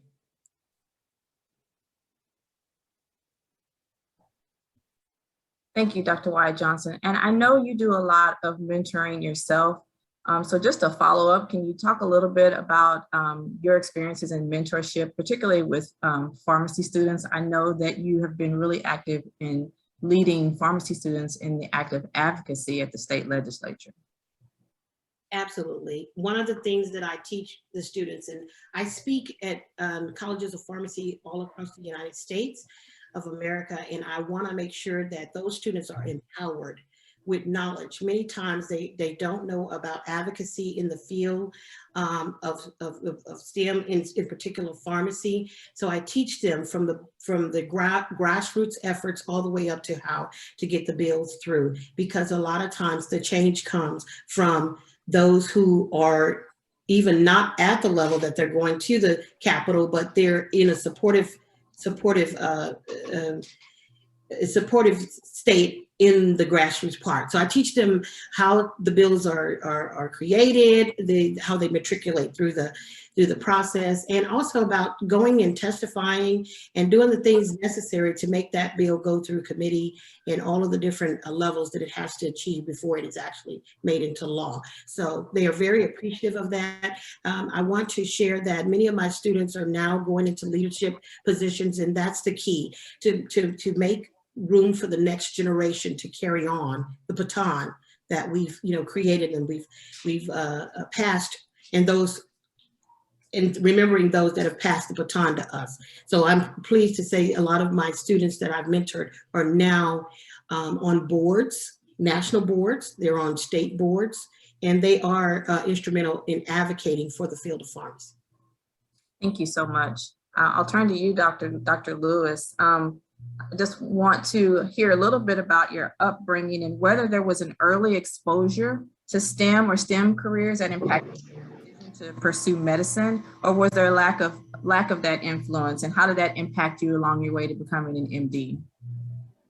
Well, thank you, Sharon. I really do appreciate the opportunity to be here with you guys today and have this conversation. I have been on the call the entire time, and I've been so excited to hear such enthusiasm and such concern for our students. I'm a parent. I'm the parent of two very different children. One is extremely bright and can excel. I mean, if you dropped her on Mars, she would make friends and probably be president of her Martian class. My son, on the other hand, is autistic, and he's got ADHD, and he has lots of learning difficulties and differences that make him quite the challenge in his classroom. And one of the things that I wanted to point out before I answer your question directly is this conversation about distance learning and all the things that HP and others are doing to address some of the different environment that we are in post-COVID, is that my son actually did much better in the environment that was distance learning. The classroom had too many distractions. It had too many sensory inputs, and he actually performed much better. My daughter, on the other hand, just really closed off and had lots of difficulties with that. She didn't fall behind, I don't think, but for sure, she's much better off in the social environment where she can excel. So I'm glad there are people out there who are thinking about these problems and looking at ways we can maximize the learning opportunities for our students. For me, when my parents were my biggest influence. My dad was a postman, and my mom was a hairdresser. Or back in the day, we called it a beautician. And so they didn't have STEM careers, but they used to always quote Malcolm X and tell me that education is the passport to the future. And they wanted me to fly first class. So STEM was going to be an important part of that, at least in their minds. And I have dyslexia, so I had some learning difficulties myself. Reading and writing in particular came difficult to me. But math and science were a little bit more abstract, and I was able to connect with those. So I was probably better in those areas than I was in other more liberal arts type areas. And my parents were very, they didn't push. I wouldn't say they pushed me, but I definitely believe that they would not allow me to slack off, even though back then they didn't even realize I had dyslexia. That wasn't something I learned until later till I was later in life. But I was one of those kids who was very, very determined. And I did have a lot of really good teachers along the way. And those teachers they saw something in me, perhaps something I didn't even see in myself. and they continue to encourage me and to support me through that process of going through school. It wasn't until probably high school or maybe even when I was going into college that I was convinced that I should become a doctor. I had just sort of gravitated into that sort of pre-med sphere simply because it sounded good and it looked cool. I thought I might look good in a white coat. And then later, actually after I had finished medical school, and it was a struggle, and after I had finished residency, and that too was no walk in the park, I was talking with a professor at the School of Public Health, and I had actually joined the University of Texas Medical School faculty, and I was actually in the process of teaching other students. I was teaching residents and interns and even fellows. And I had the opportunity to work in clinical research and worked on a drug for treatment of HIV, and that drug was very fascinating to me. It was very interesting, something beyond anything that I had seen up until that point.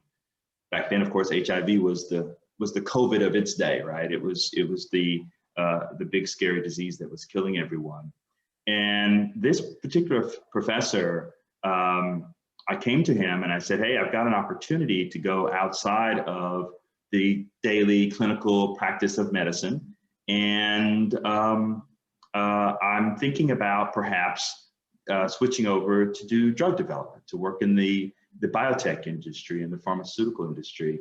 And I have a dilemma. Should I stay at the university and continue to teach residents and students? It was certainly a very secure position.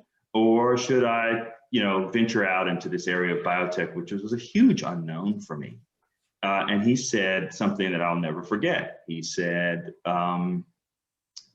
you should definitely go into biotech because there's no risk involved in that. And if you stay at the university, there's a huge risk. And I said, well, how can you figure that? The university's been around for 100 years and biotech companies come and go. Their drugs fail or they lose money or, they get bought by other biotech companies.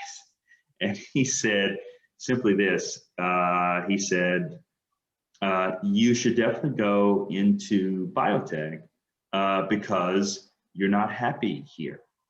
And I said, well, what do you mean I'm not happy here? I never said I wasn't happy here. How do you know I'm not happy here? And he said, because you're asking me this question. I wrote my letter of resignation and joined the biotech industry and never looked back. And teachers can have a huge impact on your life as he did on mine, and I'm all the better for it. I've now found a career that I'm absolutely fascinated by. There was certainly nothing wrong with seeing patients every day, and I certainly enjoyed that and was pretty decent at it. But at the same time, there's this sense of aliveness, a sense of being able to contribute to the world in a way that truly fulfills me on a daily basis. And boy, there's no better way to spend your life than doing something that you enjoy every day. And I'd say the last thing is that for me, STEM, it sort of is what it is, right? It's a STEM. If reading and writing is the roots, then STEM is the stem that leads you to, in my case, what has turned and blossomed into a beautiful career. So I guess that's how to answer that question, Sharon. Thank you for asking. Thank you so much. And thank you for what you're doing that impacts our lives daily, in the research that you're doing that's actually saving lives. So we appreciate your time. We appreciate what you do. So I turn to Ms. Henderson, and I would like to know what you wish you'd known as a young woman pursuing your career in STEM, and what do you say to young women today who are in that pipeline to become engineers? How do we keep them motivated and keep them on track? Right, thank you, Sharon. I'm excited to be here, and I just want to thank you all for this opportunity. But I also was inspired by Alana, so I too am going to give you just a little bit of background about myself as well. So I was the student who when I took Spanish, here were the two words that were ingrained in me: silencio and siéntese. So it was like, be quiet and sit down. So I also wasn't the best student, and behaviorally, I just couldn't keep my mouth shut. And I thank God for the teachers who poured into me, for the community who poured into me, for the parents who poured into me. So I heard Paula earlier talk about the strategy that is going to be required for us to get on point with making sure that we in the United States were equipping our youth and our future with STEM education, and that it was going to take a collaboration. But meanwhile, while we are working towards that wonderful and absolutely necessary goal, individual touching people, touching our youth, pouring into them is absolutely advantageous. So, I remember graduating from college, and I was so excited about all the upcoming opportunities that awaited me. I had gotten several job offers, selected one that offered, of course, the most money, was done with classes, and was moving to the next phase of my life. I was ready. So I thought. Little did I know that there was so many things that I would come to wish that I had known before starting this wonderful career. One thing, and I've heard it spoken over and over, and Dr. Wyatt said it so eloquently, but you should get a mentor early. I mean, we can't even emphasize that enough. See, I didn't even realize in all this time the power of mentorship until I was well into my corporate career. A mentor is absolutely necessary. So what did I wish I had known? There are actually mentors everywhere around us. The trick is to learn how to recognize the right one for you. I mean, a mentor most times is an individual who is more senior or advanced in your field and can provide you with advice and even connect you with others. But you'd be surprised how much people in higher positions are willing to help you. Mentorship, it won't make or break your career. However, it can absolutely improve it. Networking is absolutely important. Let me say that again. Networking is important. I used to absolutely dread networking and avoid it at all costs. But what I didn't realize was that not making it to that Christmas party or regularly or even consistently missing after hour events was not really hurting my career, but it absolutely wasn't helping it. Is networking the end all be all for your career? No. Yet it can help you in a whole lot more ways than you think. Connections, genuine connections, that is what makes the difference between you scoring that promotion, you knowing what to do, you getting insight to things or how to move forward. So what I wish I had known earlier was investing time and effort in active networking can go a long way. Spending a limited but effective amount of time networking can get you to meet people who will impact you in many ways. Joining associations and groups and outside of your field as well as inside of your field. It can be extremely beneficial. So I would advise the young lady to attend at least one networking event a month. I guess what I would say to a young woman going into the career is don't hesitate to speak up. You have a voice, use it.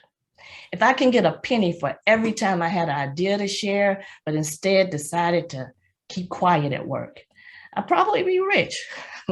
When you start out in your career, speaking up can seem daunting.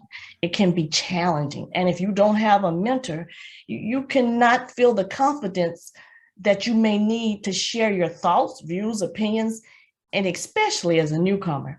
It took me years to tackle my fear of speaking up. I could speak in a meeting one-on-one.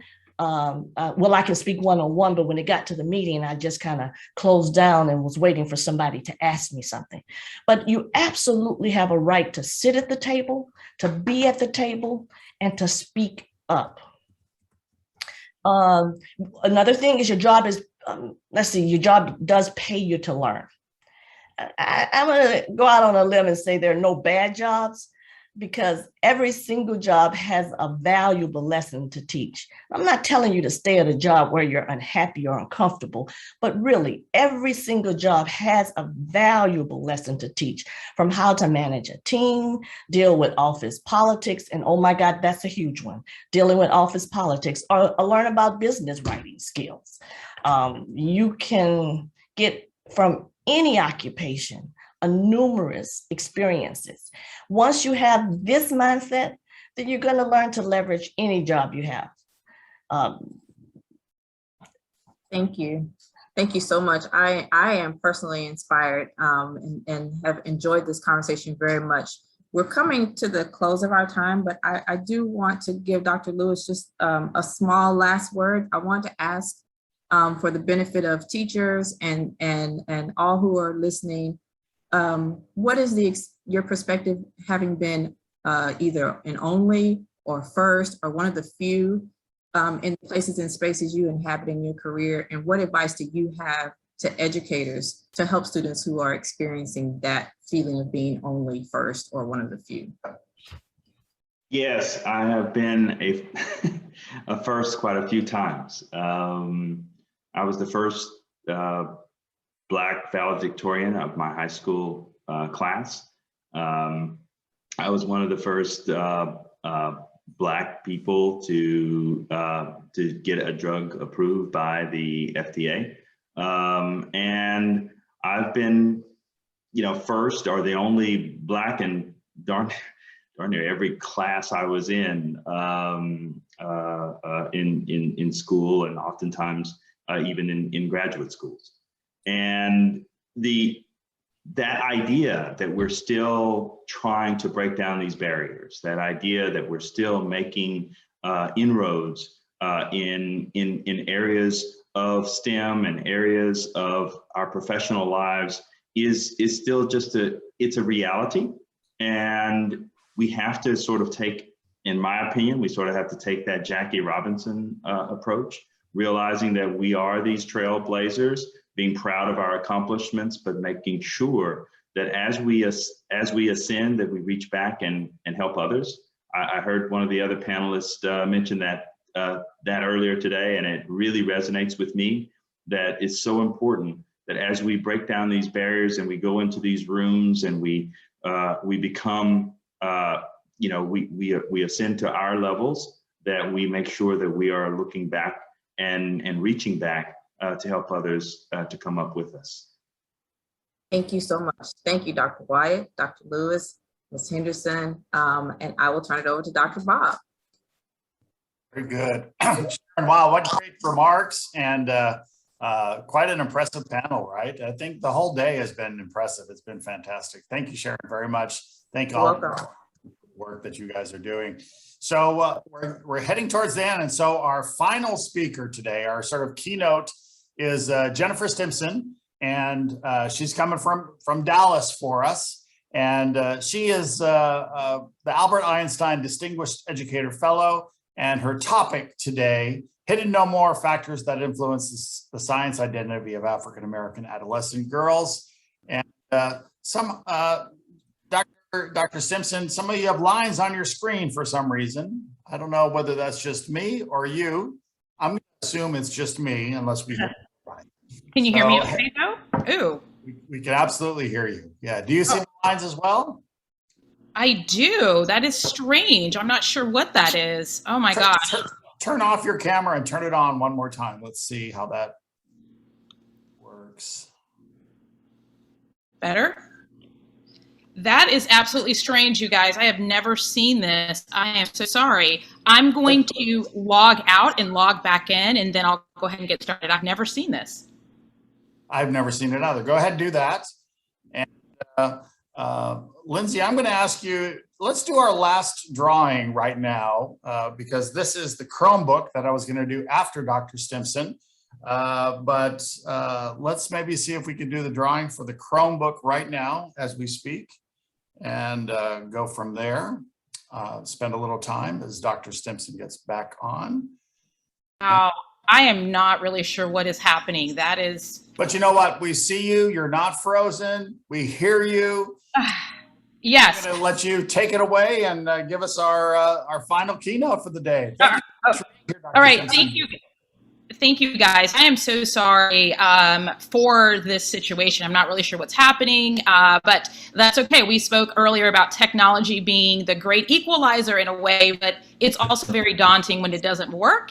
And this is not working. So, however, you can hear me, and it's really about the slides. So let's really get into the slides, not necessarily what's going on with my face right now. So moving on, I want to talk to you a little bit, and I want to center this conversation back to the theme, which is about racial equity and knowing about racial equity and how that is. And so we must remember that equity needs to be present and part of policies and practices in order for our students to find opportunities to succeed. And so as we talk about STEM and recognizing that science is this idea that students can become, and they look forward to the future and promise of education as scientists, what's really important is that we go back to what is equity's role in all of this. So go ahead to the next slide, please.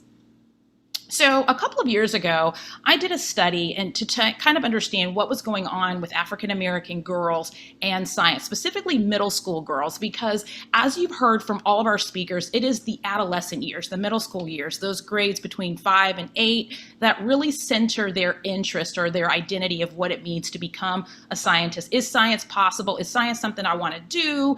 Is this even a thing? Because as you heard from our very first panel, waiting until you are a junior is too late because you've got to figure out how to survive by taking these higher level AP classes and such. So what does that mean? So this project, this idea that it means to, what does it mean to be a Black girl in this space?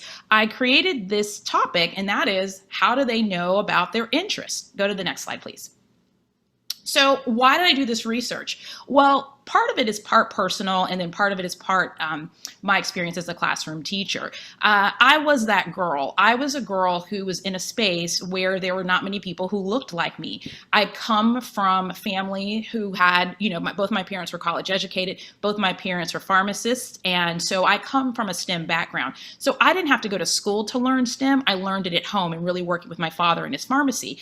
But so many girls didn't have parents who come from STEM professions and STEM backgrounds. So I recognize as a classroom teacher that there is an absence of this modeling and this idea that no one tells us it could be possible. So as we think about what does a role model mean? What does it mean to be present? So when girls log on to social media, when they when they watch television, how are they being represented in the world? Many years ago, there were not many younger girls. We might have seen them on some sitcoms, but they were children and they were not really expressing that they had interest in becoming a doctor, a lawyer, or such. But now we see that there is this possibility, and we really are intentional to do this work to make sure that there is equity as well as exposure. So next slide, please. So I really want to spend a little bit of time on this slide right here, because so often we talk about interest and identity. Everyone says, my kid is interested in science. My kid likes science. My kid wants to become a scientist. But in order to have an interest in science, you must first have an identity. And when parents come to me and says, oh, Jennifer, my kid really wants to be a scientist. Can you mentor her? And I love the conversation with the last slide, the last speaker who was talking about the importance of mentor. None of us on this panel would have gotten where we are without a mentor and an advocate and the appropriate network. So kudos to that conversation that comes out, because that is truly very much important. So back to this idea of STEM interest and STEM identity. There is in the academic world, there is a lot of research that centers on STEM identity. And how I think about an identity is that in the morning, when you wake up in the morning and you look in the mirror, how do you identify? That is a personal choice and not a choice that someone can make for you. Do you look in the mirror and say, I'm an athlete? Do you identify as I'm an intellectual? Do you identify as your race? I'm African American, I'm Black, or I'm Latino. Do you identify with your gender? When you look in the mirror, how do you identify? And that then dictates how you show up in the world. And so far too often parents or kids say, I want to be a scientist, but their identity isn't grounded in looking in the mirror and saying that. It's centered in their interest, which is the second part of the slide, the second part of this slide right here. And this interest is, can I do it? Am I being recognized by doing it? And there are people around me or that I can associate with who are doing this. So, and I say this as there's one of the greatest Texans who ever graced our presence is Miss Beyonce Knowles Carter. And she has this phrase that says, I woke up like this. And so as students, as middle school students, especially African-American girls, as they find their voices in this, it's really important that they look at the self-motivation as well as self-efficacy. So STEM identity is grounded in this concept of self-motivation. You need it to keep going. STEM interest is based on self-efficacy, which talks about if I can have access to it, I will continue with it. So all of the teachers out there, I encourage you as you go back into the classrooms and kids come up to you and say, Miss or Mr. or Doctor, I really like STEM. Really have those conversations about what is it that drives their STEM interest and then help them form their STEM identity. So when they walk into spaces, they see themselves as someone who can and become and will become a scientist. Next slide, please. So these two research questions, centered my research, a couple of years ago. How are they influenced by this? And what is their perspective of learning science in the middle school? Because again, this idea of what does it mean to be a scientist has everything to do with how your science environment, your science learning environment is being cultivated. Go ahead to the next slide. So just really quickly, this study took place over about a 6-month study. And I created a survey. I interviewed some teachers and I had a couple of focus groups, and I watched the classroom for about 16 hours and a variety of different girls. The study that I focused on was a variety of different girls worked in this one particular school. All right, next slide, please. So this concept is what I came up with as a result of doing this space. So one of the school sites that I looked at was this independent school site. So most times people think that the independent school network has access to give kids more and do more and provide more. However, the independent school might have access to resources, but there's also a limit in what they can do in terms of cultural and gender diversity and recognition. And the independent school sector is also centered in public schools. So this idea of when you're in a public school space as a kid, you're like one of maybe 20 or 30 in a classroom. I remember my last year teaching, I taught in public school. I had 27 kids on the first day of school in my roster. So kudos to every teacher out there, because we do it well, and we walk into the classroom and we know how to reach each one of those 27 kids despite whatever the chaotic situation is, because it's beautiful chaos and we survive. So this idea of being a Black middle school girl, you must have that self-determination, which is what I spoke about earlier, this idea of your identity. You don't have an interest, you have this identity. I am a scientist, I will become a scientist, I have access to science. And so this self-determination is what propels you to go up. And as you are propelling yourself towards STEM success, your identity is being formed. And as you get to middle school, you realize that, okay, this is what I want to do. I'm going to do what it takes to get to the next level. And then you see that the second half of the incline focuses on this troubled success of Black women in science. There have been, I think about 7 Black women who've spoken prior to me, and each of those women has a different STEM success story, and it's not necessarily glorified, but it is definitely centered in challenges. It's definitely centered in this idea that what am I going to do? How am I going to get over it? One thing we've all done is we've gotten over these obstacles, and the troubled success is part of our journey. So in order to get to success, we have to get over that. But again, as a Black middle school girl, you are cultivating and forming your identity as you go through the this incline of discovery of identity. Next slide, please. Okay, so what did I find out? So there are 3 things that we're going to find out. I'm going to spend a little bit of time talking about those, but this is just a summary of those. Not enough cultural representation, not enough activities, and then no connection to the future. So let's go into them a little bit deeper and talk about them. All right, next slide. Okay, so this little first one is what this whole panel is about. There is not enough cultural representation in STEM curricula. We already know that. We know that it doesn't matter where you attend school and what state. We know that there's not enough cultural representation.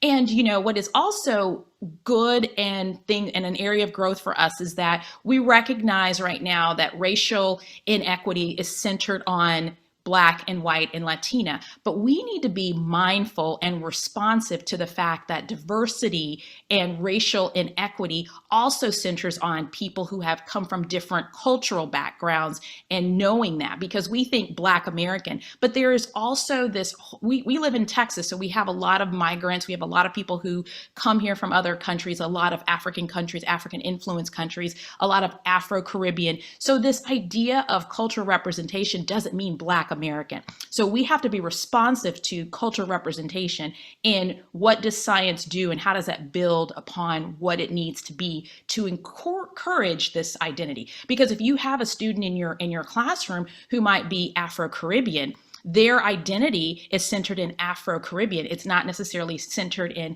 African American, which is a very different. So we have a cultural responsibility, and I'm sure that there's some folks that might want to have a conversation. I'm happy to have that because there's a necessary conversation that we need to have. So this idea of insufficiency of cultural representation, we have to do better. Next slide.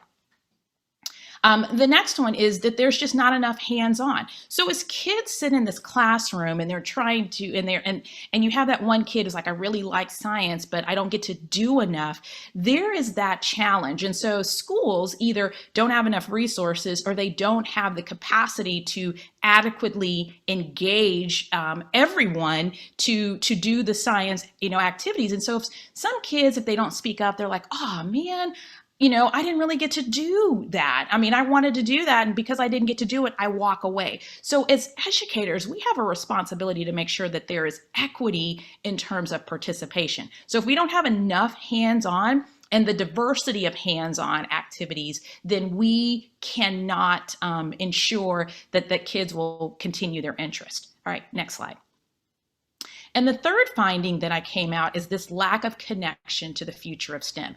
And this, again, goes back to this centering this conversation. And that is, how do we ensure that everyone's voice is at the table and the necessary voices are at the table, and those who are encouraging students to sit at the table, we need to encourage that leadership. And I think Ms. Harris talked about leadership development, and how she had the question that she was responding to was, how do we ensure that students have a voice? How can we make sure that they have representation? And that is about leadership development. And so in order to be a leader, you have to think about the future and what is the responsibility of the future. And so that is connecting to the future and promise of STEM. So my findings is that in this particular school setting, the educators, nor the school environment, nor the science department was intentional about connecting to the future of STEM. So how can we be talking about STEM, bad grammar intended? How can we be talking about STEM and not tell them about the future of STEM? And what are those future components of STEM?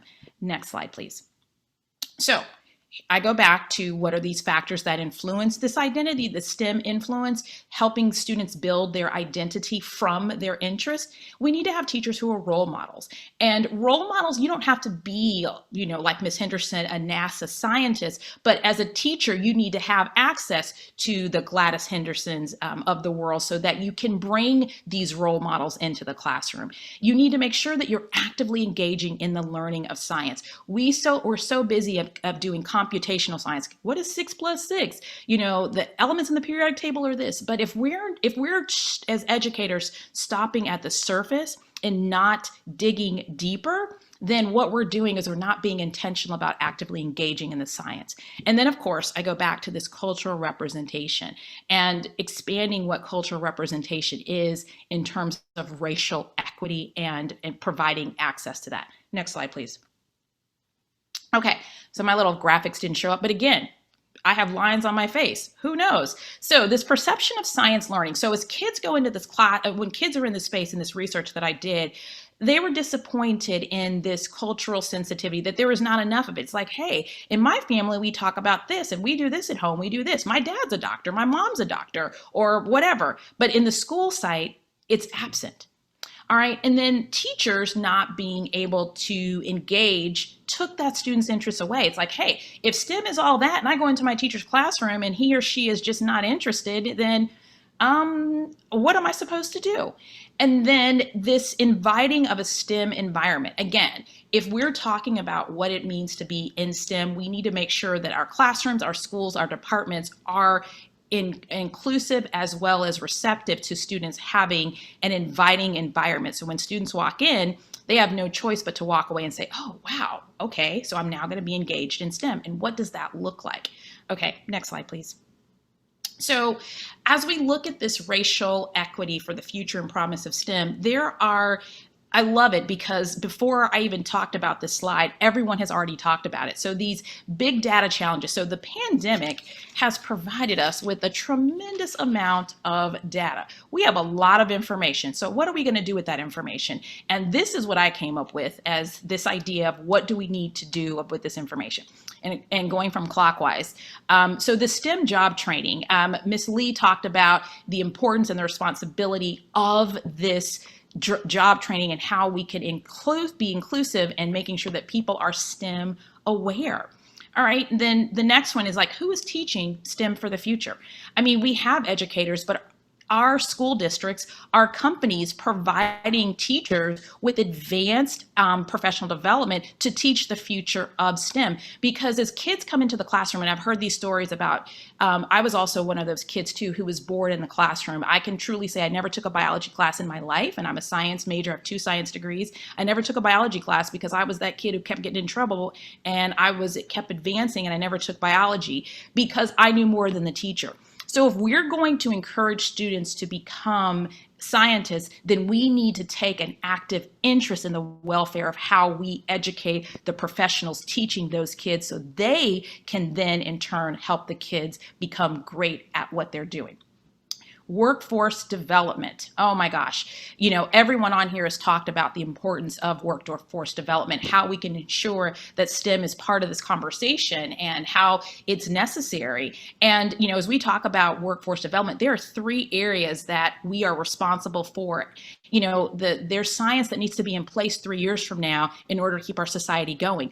AI, data science, and cybersecurity. If those are not part of the conversations in fall of 2021, we're already behind. The tech companies cannot just be the only people managing that. We have to figure out how that is part of these 5th and 6th grade curricula so that it becomes a habit by the time they get to be juniors in high school so that they can become the experts in that area. So that's the thing that is most important. And then diversity for access.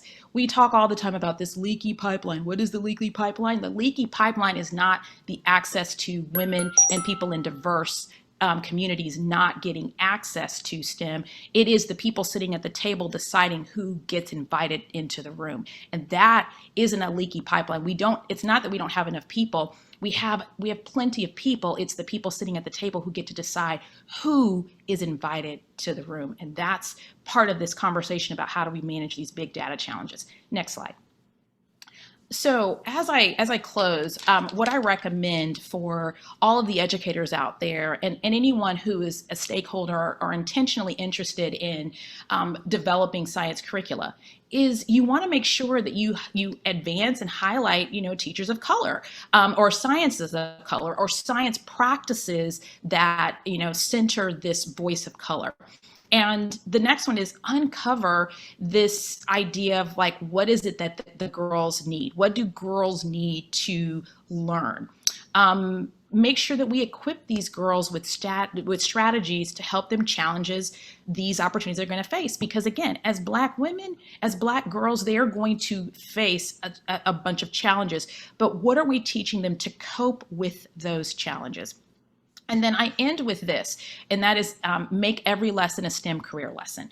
And so if we are intentional about changing the trajectory of who's at the table, and if we're intentional about changing there's gender equity at the table, then we need to make every lesson a STEM career lesson. We need to connect science to every opportunity that we can get. And we do that by making sure that there is equity at the table, by ensuring that there's a STEM lesson connected to every career. It's not just, the S, the T, the E, and the M. It's also actuaries. It's also accountants. There's a talk right now about adding accountants to the field of STEM. So we don't have to just use STEM as one word. We need to make sure that we redefine what each one of those letters are. And I'm a scientist, so I'm loyal to the S in STEM. But when people hear the word STEM, they always focus on the T and the E. And I'm not going to upset any of the engineers. Shout out to all of you guys on the panel, the engineers. But science is hugely important, hugely important. So next slide. Oh, I guess that was the last slide. Yeah. Hey, Dr. Stimpson, let me ask you one final question because, we need to wrap up, but I really want to ask you this. If you and I were going to the state legislature next time, we knew that our legislature would be open to our ideas on creating new policy that really enabled more equity in STEM education. What would be a policy change that maybe you would be you put forward that you think could really make a big difference?